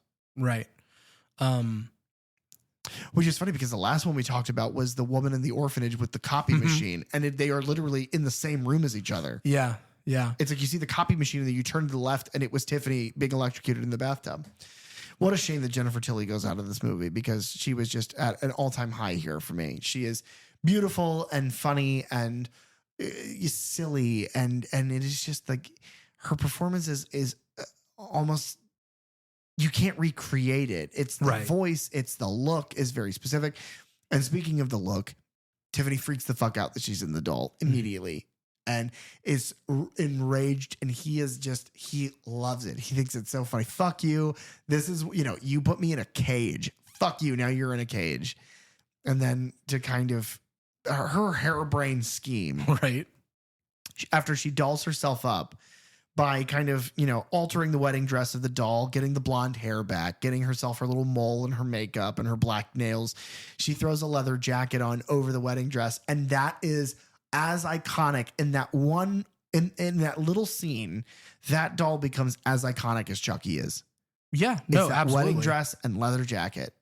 It's pretty fucking cool, but what I'll say about that, this little scene here before the montage of her getting dolled up, you have basically they're trying to decide what they're going to do, and they're coming up with this plan, and that's when the Heart of Damballa amulet is mentioned, and it's just like, yeah, I was buried with it, and I was buried in Hackensack, New Jersey, right, not where he died, but despite being killed in Chicago, and by even the virtue of just his voice alone, he's obviously from fucking Chicago, right. That's like, I was born and raised in Tampa, and I died in Tampa, which is why, of course, I was buried in Denver, Colorado. And the other thing I will point out here, it's a little reference of Chucky tells her, she's flipping through the book and the voodoo book, and Chucky tells her to flip to page 217. Room 217 is from The Shining. Okay. The book version of The Shining. That's where bad things happen. Interesting. In the film version of The Shining, it's 237. Gotcha. But 217. But yes, her harebrained scheme is to tell her neighbor, the boyfriend, I'm going to give you, she calls him and she says, I'm going to give you 2 dolls. You are going to take them and deliver them to a place for me. I'm going to then give you money to do that. And that is how they are going to get to the Heart of Damballa, I assume. Yeah. And undo their, and being an adultness. Yeah, I think he's supposed to drop the dolls off with the caretaker of the graveyard. Yes. And so, yeah, that's their whole plan. So then they can dig up Charles' body, get the amulet, and then assumedly use the amulet on at least him. Yeah. Yeah, because they don't have Jade at that point in the mix. This becomes kind of the flow of the movie. And the very beginning is the most kind of plot heavy, the most exposition heavy. The rest of the movie is easy. The rest of the movie is a boner comedy road trip movie where instead of it being they get into like trouble at like a diner or trouble at like a sports game or trouble at like on the road, they get into a road. The whole plot is then beaded through with murder. Right. And he accepts okay, you got it, Tiff. I'm going to do this. Because he's trying to get out. He's trying to basically elope or at least run away with Jade and get her away from. Yeah, if we haven't mentioned, the uncle raises her because her family she is orphaned. Right. And so she wants to get out, but she can't because she's not 18 and yada yada. And the cop is an asshole, as we have said many times. So and this is a part that I don't understand is the uncle cop. Basically, Jessie goes to get Jade from out front of her uncle's very large house, and she comes out and whatever, and the cop is hiding essentially in the driveway and watching this unfold, and he's like sneaking into the van so that he can like catch them. But this guy is on his property and he's a cop. That's trespassing. Just fucking arrest him. Yeah. It's like, but the point is not that that's a plot hole. The point is he's just such a fucking asshole. Mm-hmm. Yeah, because he tries to, instead of doing that, he goes maybe the longer route where he tries to plant weed in the van. Right. But then he breaks into the van. Right.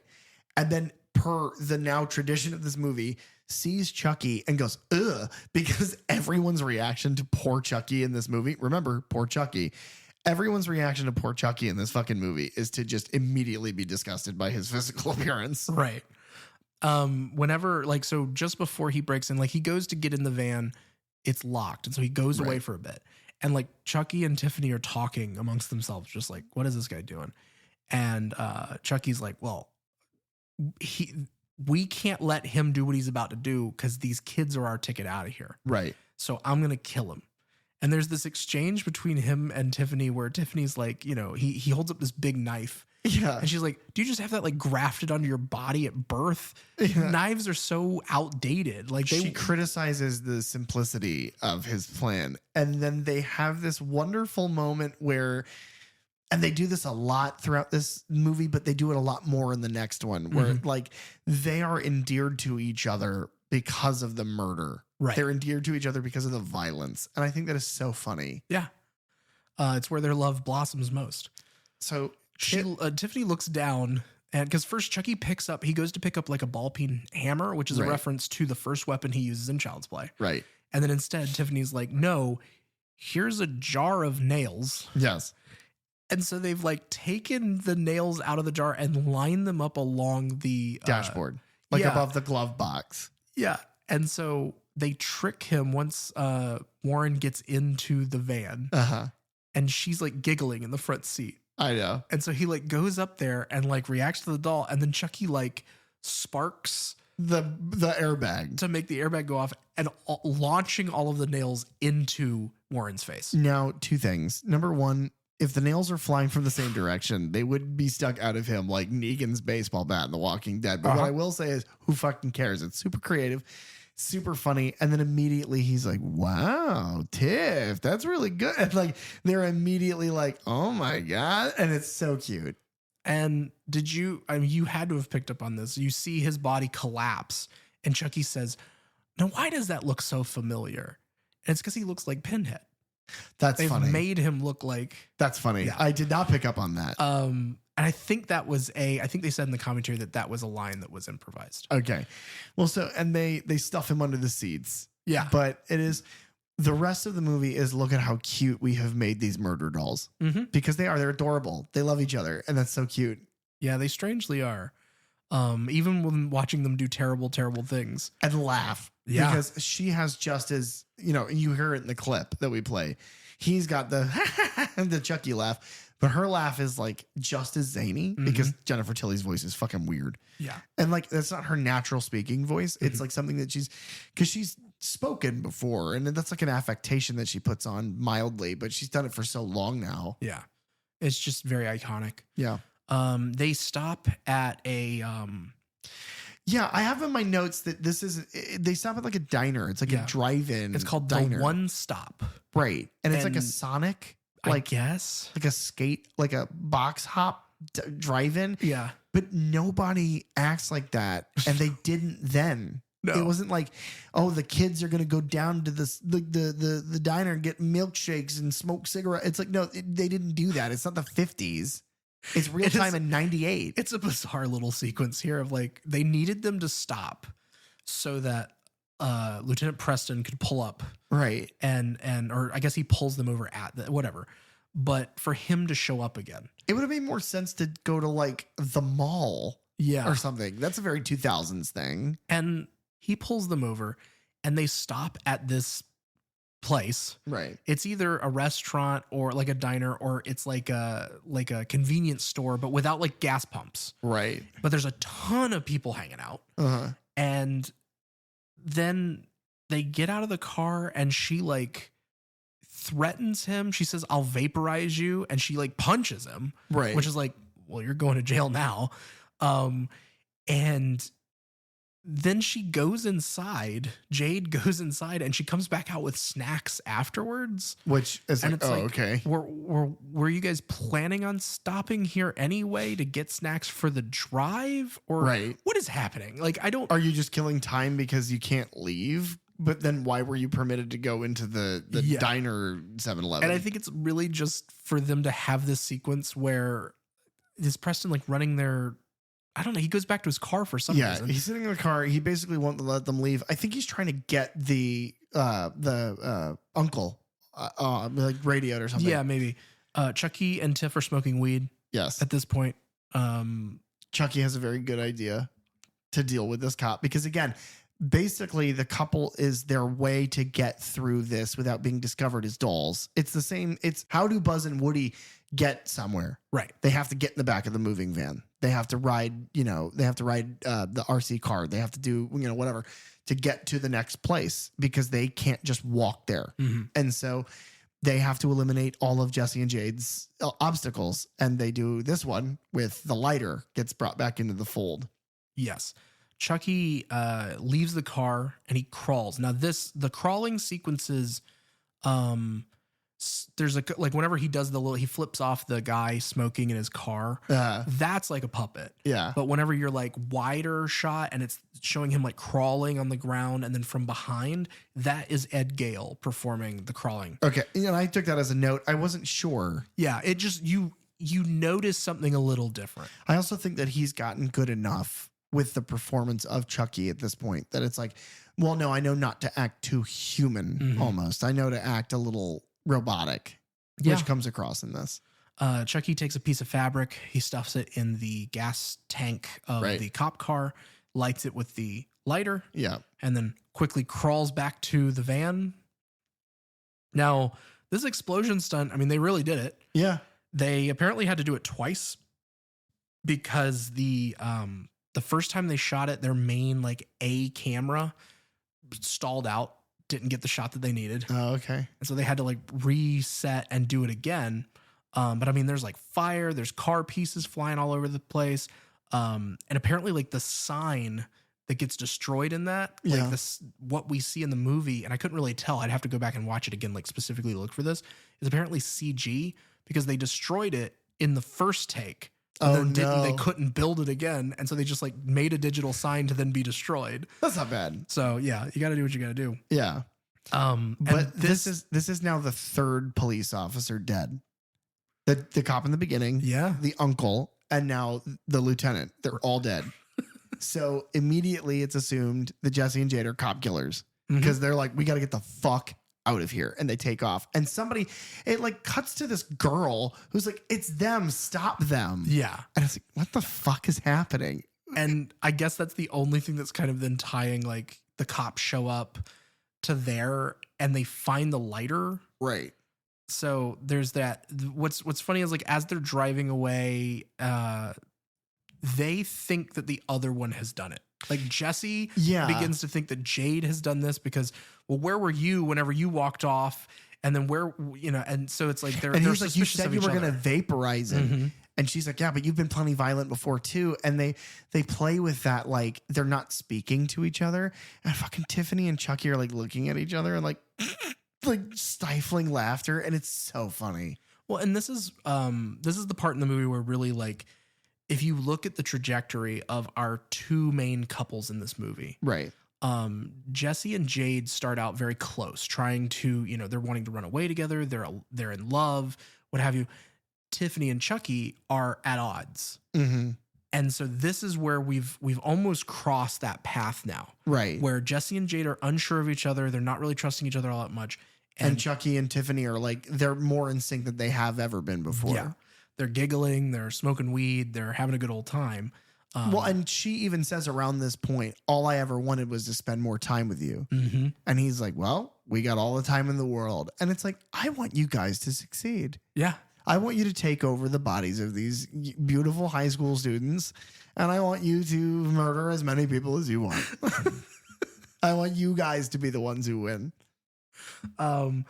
This is somewhere in here we get like the police report on the TV. Yeah. And this is where we see the reference you were making earlier with Damien and what he actually looks like. Yes. Is like stereotypical nerd. He's like, he looks like White Urkel. Yeah. It's like he's got the bow tie and the glasses. Yeah, he just looks ridiculous. And this is where it's also revealed that they found the deputy's lighter at the crime scene. And so they're piecing all these things together of like, well, this deputy was killed and then his thing ended up at this other crime scene where it looks like a string of cop murders. Yeah. And with Damien in the middle of all that. This is also when they start to get their names pointed out because people have seen them now fleeing the scene. Yes. So they are wanted. Yeah. They drive to Niagara Falls. Yep.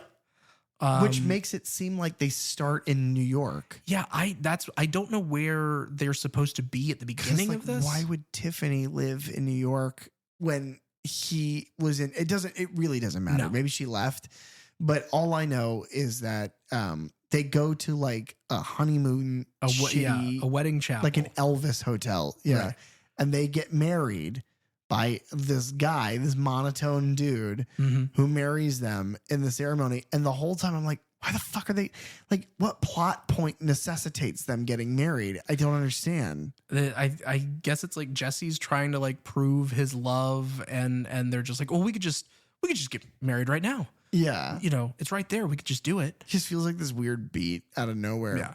They go into their I'm doing air quotes, audience. They go into their suite. And it's like a water bed. It's like gross cheetah print blankets and shit. Right. But they're only in there for a little while before they're interrupted by swingers. Swingers. Yeah. Ew. This is Russ and Diane are their names. And Russ is played by James Galanders. He is a Canadian actor. Actually, they're both Canadian actors, but he hasn't done a whole lot. Mostly TV, made for TV movies, that sort of thing.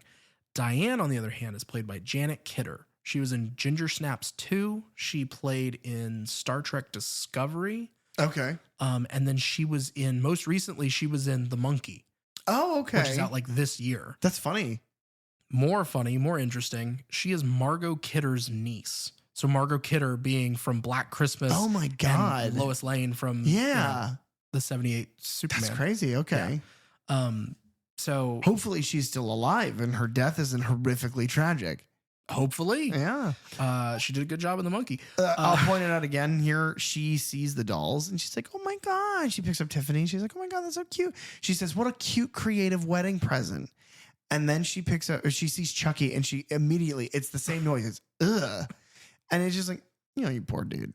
Poor little Chucky. She's like, oh God, I can't remember what she says. She says something like your face is like, oh, that's such a gross face. And it's like, hi, I'm Chucky. Look who's talking. And it's like, yeah, he gives some little snide look who's talking, bitch. And then the dude on the waterbed's like, oh yeah, I remember him. He's a good guy doll. They used to say all kinds of shit. Yeah, which I mean, I guess in the overall storyline, good guy dolls have only been on the market again for the last month. Sure. Okay. Diane at that point steals their wallet. Yes. So the $500 that Tiffany, paid up front, right, is now gone. But Tiffany sees all of this and is not happy about it. No, because she likes Jade. Right. And she likes Jesse. She knows him and she doesn't want to see, she likes that they are in love. Well, and she's relating to the plight of Jade of wanting to be loved, wanting to be cared for, but I think like she's motivated to support them because she sees Jesse give Jade the love that Chucky is incapable of giving. Yeah. Because Chucky is a serial killer. Uh-huh. But this leads to one of my favorite moments of the entire movie, which not the horrid sex scene, by the way. Oh, yeah. It's we're almost there, and I'm going out of chronology for just a moment, but it's Jade calls David, and Jesse calls David. And while Jade is on the phone with David going, oh my God, I think Jesse's a fucking murderer. I think he's killed all these people. David goes, oh, hold on, I'm getting another call. And he clicks over, and it's Jesse going, oh my God, I think, oh my God, David, can you hear me? I think fucking Jade's a fucking murderer. And he's just like, Jesus, you guys just need to talk to each other. And go to the police. Yeah. And he keeps saying it over and over again. But yes, then you have the craziest fucking sequence. You get a doll POV shot here. Yes, as Tiffany goes across, down the hall and into their room. Mm-hmm. And you get another one of those like stereotypical, at this point from Child's Play, like, doll running across in the background really fast. Right. Shots. She picks up a champagne bottle and the swingers are like kind of fucking in what is assumed to have been Jesse and Jade's bed that they have taken. No, they're in the other room. They go back to their room. Oh, okay. It's just another suite. Yeah. Okay. The geography's a little weird there because the bed that they're calling David from looks a little different. And honestly, it's probably the same exact set. I just always assumed that the swingers were like, wow, because they come into the room and they're like, wow, it's our room, blah, blah, blah. I always just assumed that they took the room. Oh. But no, I think they go into the other room. And the man is on top of the woman, Miss Kidder. And she looks up into the mirror and sees Tiffany making this horrific face. Yeah. And she chucks this fucking bottle with the strength of 1,000 men into the dolls, zero logic. No. There's no rules about what they can and can't do, what they weigh, how strong they are. She chucks this fucking bottle. It smashes the mirror roof. And they and the waterbed are shredded. And it is brutally gory. There's like a fountain of blood that just sprays, and it mixes with the water waterbed because that's popped. It's burst from all the glass. The water mixes with the blood. There's like really thin blood all over the floor, and Chucky's like, "Oh my God!" And he proposes to her. Yeah, with the ring.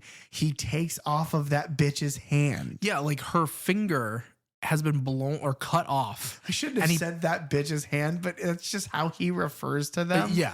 And I've watched this movie 3 times this fucking week. But yeah, he takes it off and then he puts it on her thumb. Because it's the only finger that it can kind of fit on. And she starts to cry and she's like, oh my God, I always cry at weddings. Wait a minute. I'm crying. She goes, I wonder if that means the rest of the plumbing works. And he's like, well, I am anatomically correct.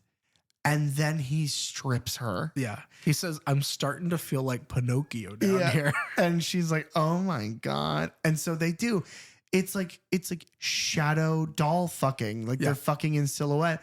And then you have the goat line. This is the best line of the franchise. This is the best line in almost any black comedy I've ever seen. Tiffany goes, oh, wait, do you have a rubber? And Chucky goes, Tiff, look at me. I'm all rubber. And that's the best line of the movie. And she's like, I thought you were made of plastic. Apparently that whole scene was just them ad-libbing. It's fantastic. And so then they had to animate all of that, basically. And it's not even a whole lot. It's just kind of them moving the doll shadows a bit. They make out and like their tongues are like searching for each other. And I remember thinking like, thank Christ my child is asleep. And like not roaming the house. Like I can't watch this movie with her out here for a bunch of reasons, but like I don't want to have to answer that question. I was like, dude, because she calls me bro and shit. She'd be like, bro, what are you fucking watching? And then I have to go, it's an old movie. It's about like haunted dolls. It doesn't matter. Because like Annabelle's also about haunted dolls, but Annabelle don't make out with nobody. The witch from Hocus Pocus shows up. Yeah, Kathy the Jimmy. Cameo there is the hotel maid. Absolutely oblivious. She walks headfirst into a room where there's an obvious pile of bodies and glass. Says nothing. Sees the wine bottle shattered on the ground with some blood. And she's like, oh my God, you guys must have had a party. And then she starts screaming. And it's like her screaming as they go to leave. But as they go to leave, David has come to their rescue. Yes. and is like, you guys just need to, we're going to the fucking police. You guys are ridiculous. Oh, we forgot to mention, by the way, the fact that the cop uncle wasn't dead and Chucky just fucking stabs him to death anyway. Yeah. He pops up. Actually, it's 2 back-to-back split diopter shots there. Because there's one where Chucky's in the front seat of the car and then Warren pops up out of the back. And then after he kills him, then it's Tiffany and Chucky, I believe, as a split diopter there. But yeah, so he is actually dead now. Yes, he is deceased. And they have again stuffed his body under the seat, the back seat in this van. Yeah. Which then is now bleeding. Yes. And David is in with them. They're driving, you know, still going on this road trip, whatever. And David is like kind of trying to talk them down a bit because they're both still like, well, no, I think the other one is the murderer. Yeah. But then I guess maybe they've realized like, well, we didn't do that, did we? And then David finds Warren's body. Right. And his gun. Yes. And he forces them to pull over the car, which they do under this overpass. He gets out and he flags down the cop who is there happens to be a cop, like a state trooper driving the opposite direction. And he flags him down. So the cop is like obviously making his way up to the crime scene. And then you have the clip that we play in this episode where they reveal themselves. Yeah. Tiffany and Chucky both pop up. And they have guns of their own. And there's no explanation. Maybe they got it from the couple. Maybe. That's the only thing I can think of. But like they have like a his and hers gun. Yeah. And it's the click noise. It's like, and they point the guns and it's just so fucking funny what happens next. It's the funny. And I know it probably shouldn't be because it's really fucked up, but it's so. David is there just to save his friends, just to save them from themselves. And what he gets is these dolls reveal themselves to be alive and they are pointing guns at everybody.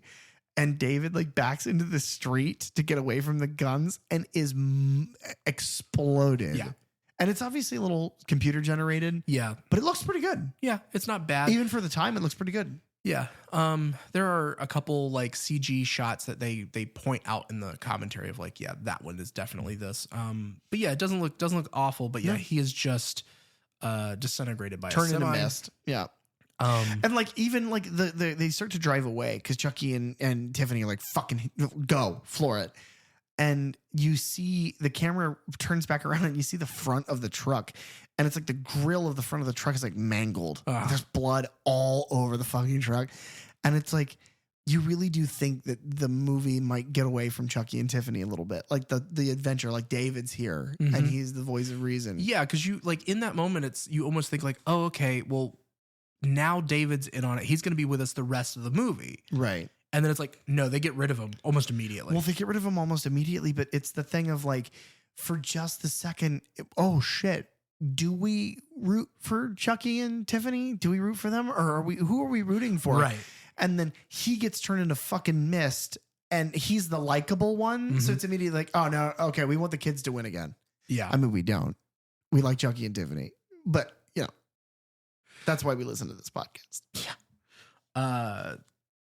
The clip that we played earlier is this part where they get very meta about everything. How many sequels it needs, and you know who I am. You met one thing I pointed out is like they say, and the newscast on the radio is like, and to make this even more confusing, all the crime scenes have found the fingerprints of a Charles Lee Ray, and I'm like, the doll has his fucking fingerprints, I guess, and so they're gonna exhume his corpse, right? Which I guess is gonna help them in the long run. Maybe they did that in a way to like they being Mancini writing the script of like, well, we don't want to have a scene where they have to dig up the corpse. Right. So we'll make the police do it before. Yeah, I guess that makes sense. And so Chucky's basically now Chucky's the one coming up with the plan. And he's like, all right, we need to do two things. We need to get he says something that no one's ever said before.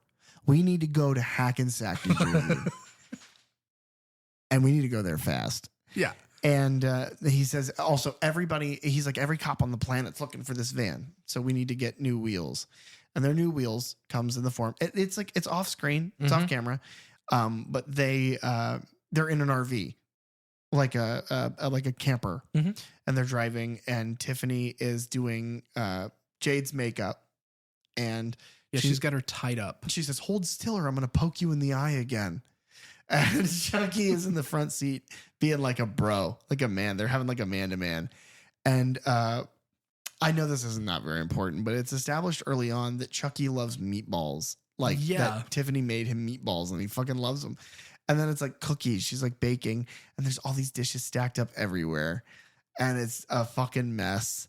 But she brings him these cookies and he turns to Jesse. Yeah. And he goes, "You know, if I knew getting married was this good of a sitch, I wouldn't have waited so long," or some shit. Yeah. And it's just being a guy, but he's a murderer. And then Tiffany's like, "Oh, better grab the thing because the cookies are almost done." And she opens the closet. Like I said at the very beginning of the episode, there's two older people whose corpses are just stuffed into this fucking pantry. And it's like, oh, right.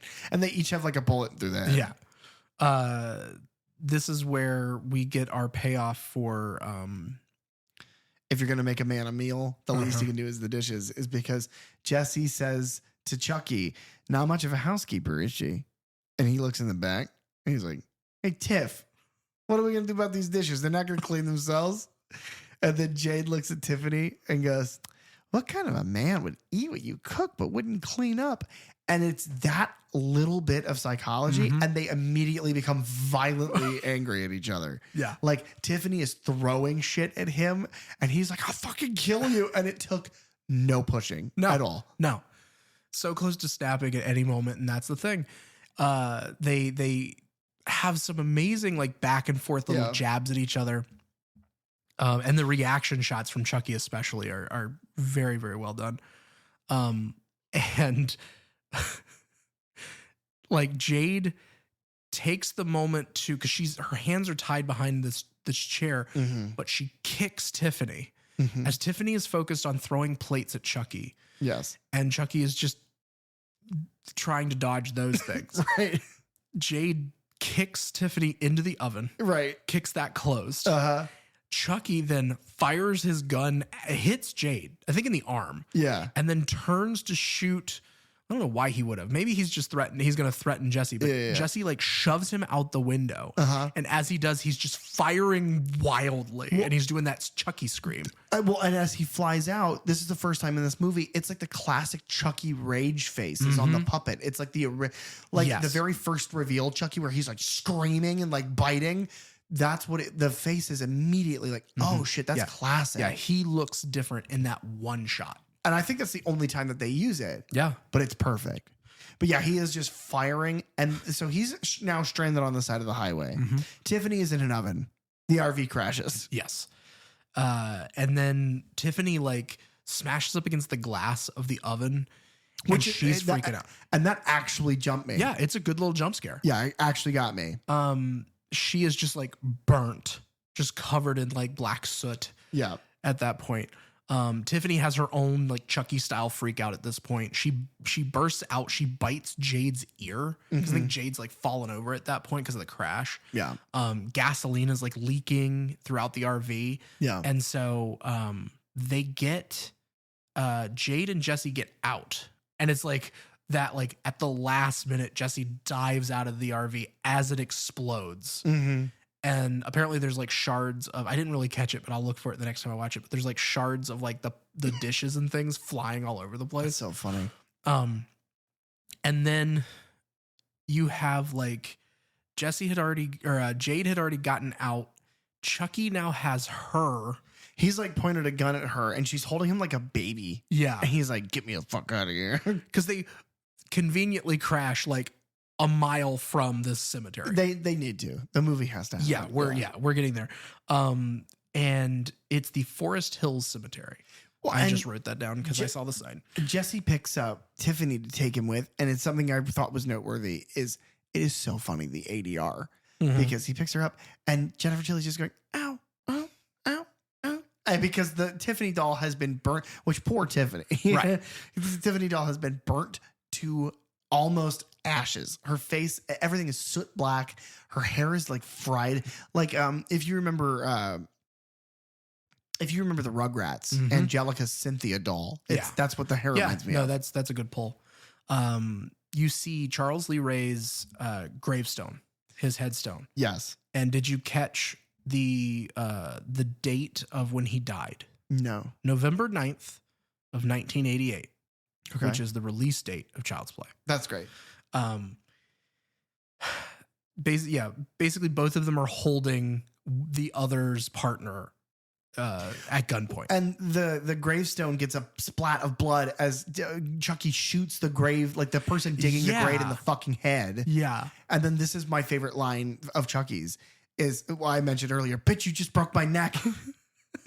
And then they do like a hostage exchange. Yes. And I think the hostage exchange is great because, again, humanizing the dolls is important. Making them a threat, even in the sake of a comedy, is important. But Tiffany has a fucking limp. Mm-hmm. Like, if you rewatch that sequence, because she's wearing her little boots, she limps. And it's like, that is so stupid. I love it so fucking much. What, did she break her bone? Like, that's so ridiculous. And I love it so much.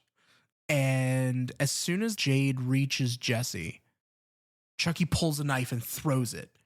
And Jade, like, they're like hugging. And so he spins around and it stabs Jesse in the back. Right. Which turns out to mean nothing. Right. But it's like, why would Chucky in this moment go to kill the body that he's trying to put himself in? This is the one moment in this movie that does not add to the calculus at all. Mm-mm. It's because that doesn't make any sense. But then also that leads to nothing. The knife gets pulled back out and he immediately goes, give that back. And they just toss it. And then he's got a gun at him. Yeah. It's like, if you're going to shoot, like, is it just like, oh, I got to stab something really fast? Like, is it a tick? Maybe that's it. Just had to get it out of his system. Tiffany sees Jesse take the knife, though, and is like, you know what? No, we're the monsters. They're the good guys. She's really endeared to these kids. So she decides that she's going to kill Chucky. Yes. She doesn't necessarily give that away. One thing that I want to point out, it's something that I noticed on this rewatch, is he says the line, "It's showtime," and there's a flash of lightning, and they're in a graveyard, That's just like pretty in good. Beetlejuice. Yeah. Chucky is doing If you say Chucky 3 times. Anyway, go ahead. Chucky does the chant. He has the amulet this time. Storm cloud reaction shot. Yep, we get that. Storm clouds are a happening. Tiffany and Chucky then go, basically Tiffany tricks him into kissing her. Right. And he looks so disgusted. Yes, but he does it. He does. Because she, again, is just burnt to a crisp. And as they're kissing, she slides the knife like out of his pocket. His little fucking coveralls pocket is so goddamn cute. And stabs him in the back. Right. Which he goes, "Bark," and falls. And she gives the line of, "We belong dead." We belong dead, yeah. Which is from Bride of Frankenstein. I wrote down, quote, "We belong dead" is a reference of a certain caliber that I don't know that this movie deserves. Probably not. It's amazing. Yeah. I'm happy for it. It feels irreverent, Mhm. but that's ridiculous. And then we have a doll shovel fight. A crazy doll shovel fight. It's the reason that the Chucky figure that I have in my horror display comes with a shovel. Oh, yeah. Because you can beat Oh, Tiffany yeah. to death. That's where you get, there's a couple shots where it is like from straight up above, camera shooting down at the ground. And that's when you actually have the little people actors in costume there. Gotcha. Okay. So just the way that they're kind of moving around and actually like fighting Yeah. with these shovels. But so the shovel fight ends with her being stabbed. Surprise, Mhm. surprise. He stabs her through the stomach. Yeah. And it's like, you see the knife come all the way out. It's dripping blood. I mean, I guess it would have to be higher in the chest. Well, her Because of stomach is her what's- chest. They're Yeah, so yeah. But little. I'm just saying, for what's revealed here at the end, it couldn't have necessarily Fair been through the enough. stomach. Fair enough. I'm don't not giving get it there. away. Jesse knocks Chucky down into the open grave and then pulls up the ladder. Oh, but we missed one of my favorite lines. Okay. Chucky stabs Tiffany and she's like trying to be romantic with him, Mhm. like as she's dying. And he looks at her and goes, "Get off my knife," and just shoves it off of her. And like he like pushes her off of his knife. And it's just, that's so Chucky. Yeah. It's like that encapsulates the character. There is no one he loves. He loves killing people. That is the thing that Charles Lee Ray loves. Yeah. And now he's a spooky doll. but it's also, I don't know, it's also so true of her character as well, of like, It's somewhere the cult. in here, yeah, It's the cult of personality. She's obsessed with him. She'd do anything for him, even die. yeah, because somewhere in all of this, I think it's right before she kills or stabs him, rather. She says, "I'll see you in hell." At some point, she says that in this scene, and it does seem like it's not like your typical like, "Well, I'll see you in hell." It's like When you get there, I'll be there for you. like she's realized like we have done bad, terrible belong things, dead, and yeah. we belong dead. Like I don't know. Her performance is like the thing in this movie. The fact that you can take a puppet, char it black with fake soot, have it deliver a line from the Bride of Frankenstein, and then have such a nuanced facial performance that we can sit and analyze what she means by "I'll see you in hell" is an obvious testament to how fantastic these puppets are by now. Mm-hmm. They're perfect. So Chucky's down in the grave. He can't get out because they've pulled the shovel up. Yeah. And there's a police officer who arrives. Yes. Who you have seen one time In before an this. interview, yeah. In an interview on the TV. Apparently there was a subplot that got cut out where that cop was going to be following them along more, but those are the only two parts that you see. Gotcha. But the key there is that he sees Chucky moving and talking on his own. Yes. And so he can corroborate the story of, well, this is what's been going on. Yeah. Another great Chucky line here. Mm-hmm. She grabs Jade grabs the police officer's gun and points it at Chucky. And Chucky says, it's a line that's ubiquitous to Five Nights at Freddy's, that franchise, which is the villain Springtrap says, "I always come back." And it was used by Matt Lillard in the movie, the Blumhouse movie. Mm-hmm. But Chucky says, and I wrote it down because it's years before any of that. Chucky says, "I always come back, but dying is such a bitch." And that is so fucking funny. And even his delivery of it, because it is dying is such a bitch. Yeah, it's great. Jade shoots him through the chest and he dies. His little doll body tumbles down onto the skeleton body of Charles Lee Ray, Which is kind of weirdly poetic. yeah. The police officer basically like takes a call and is like, "Hey, here's what's happened," and he lets Jesse and Jade go. Yeah, which we don't fucking bother. They just leave. I mean, like these movies, we get to the end and the story is wrapped up and it's like, okay, credits are about to roll. But this movie does seed for a sequel. Yes, it does. It's the first one that really has a cliffhanger. Mm-hmm. I am going to uninterrupted speak through the next sequence of this movie. I'm going to speak through it as emotionless as I can because it is the craziest thing I've ever seen. The police officer, the detective is what we'll call him, Commissioner Gordon. Yeah. Commissioner Gordon walks up to Tiffany's charred, burnt body and is trying to build the courage to touch it. And they hold on that suspense for a long time. Is she still alive? Is she dead? And you hold on her, and then he pokes her, and then he holds, and then he pokes her again. And he's just looking, and he's like, okay. And her eyes burst open, and she starts screaming. But it's not like a rage scream. It's a pain scream. Yeah. And he's like, what the hell? And then from under her wedding dress, a fountain of blood. Well, it's not even a fountain. It's like a cannon. It's like a blast of blood. And it gets all over his face. And he's like disgusted. And he's immediately like, oh my God, what the fuck? And then the Tiffany doll gives fucking birth to a fanged, creepy Chucky doll fetus. Uh-huh. And it is covered in slime and blood. And it's like, oh, right. They fucked. And he specifically mentioned that he wasn't going to use protection. So he got Tiffany pregnant. And before she fucking died, she gave birth in a doll body to a doll baby. That's the craziest way to have ended that movie possible.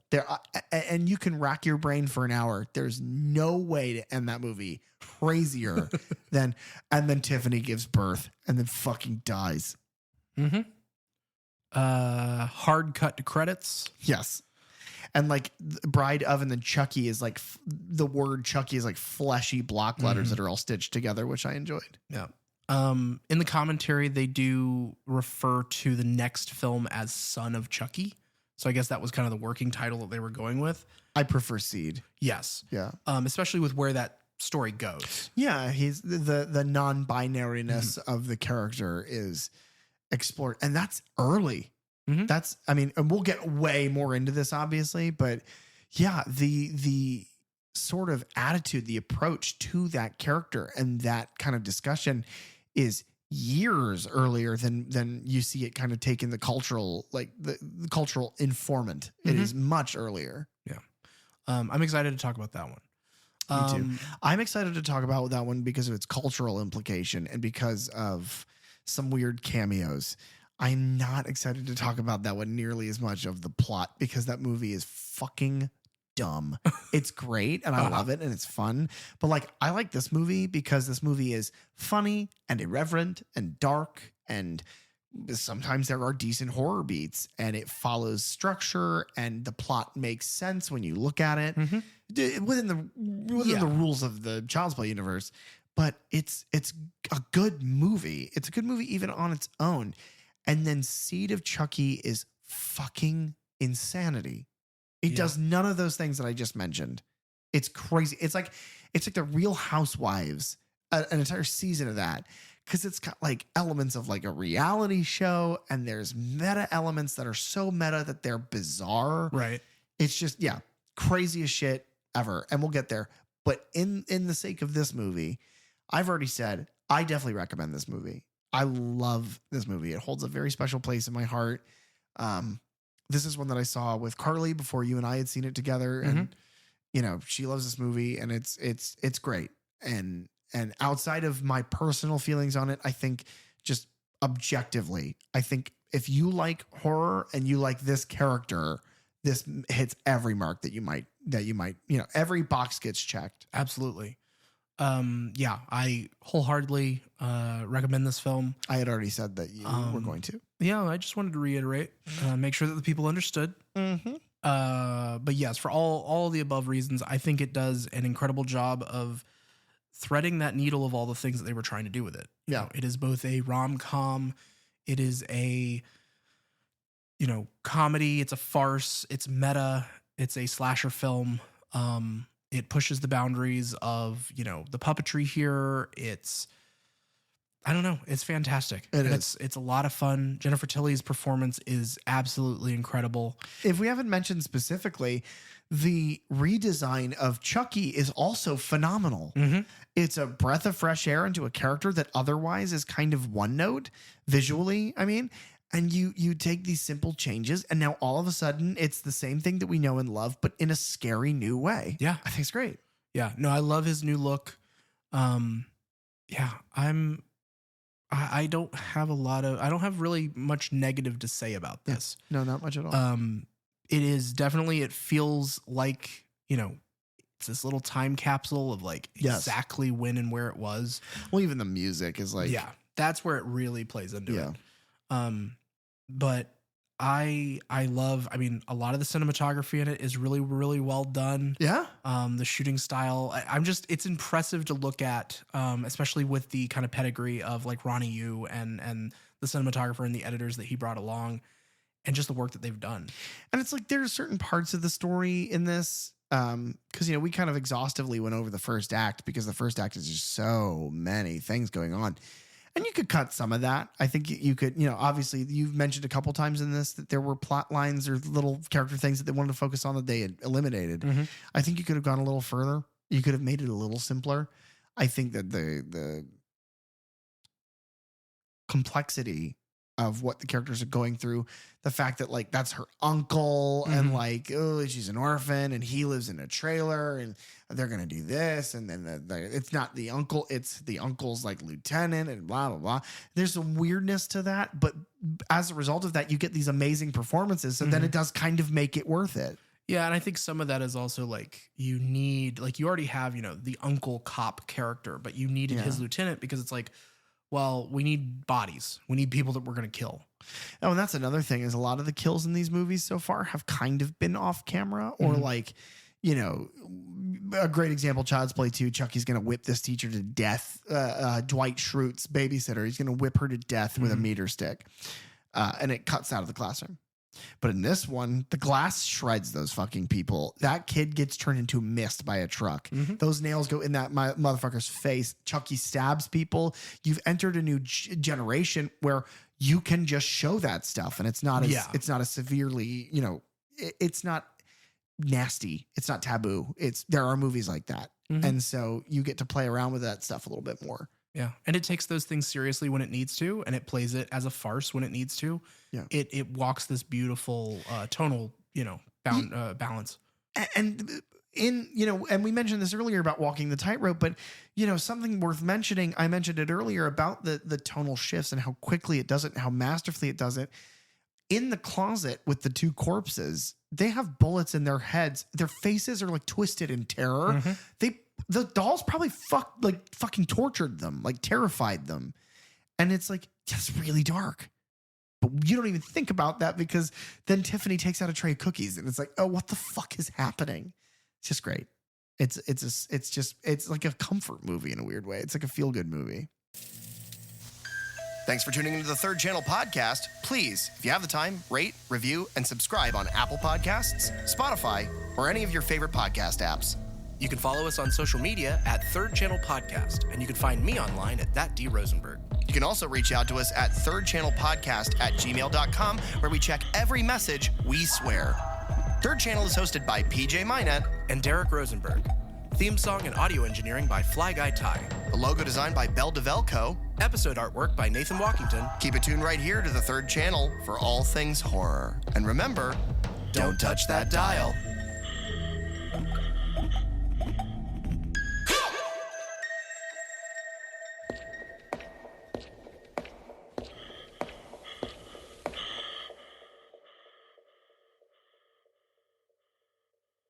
Egg salad and eggs.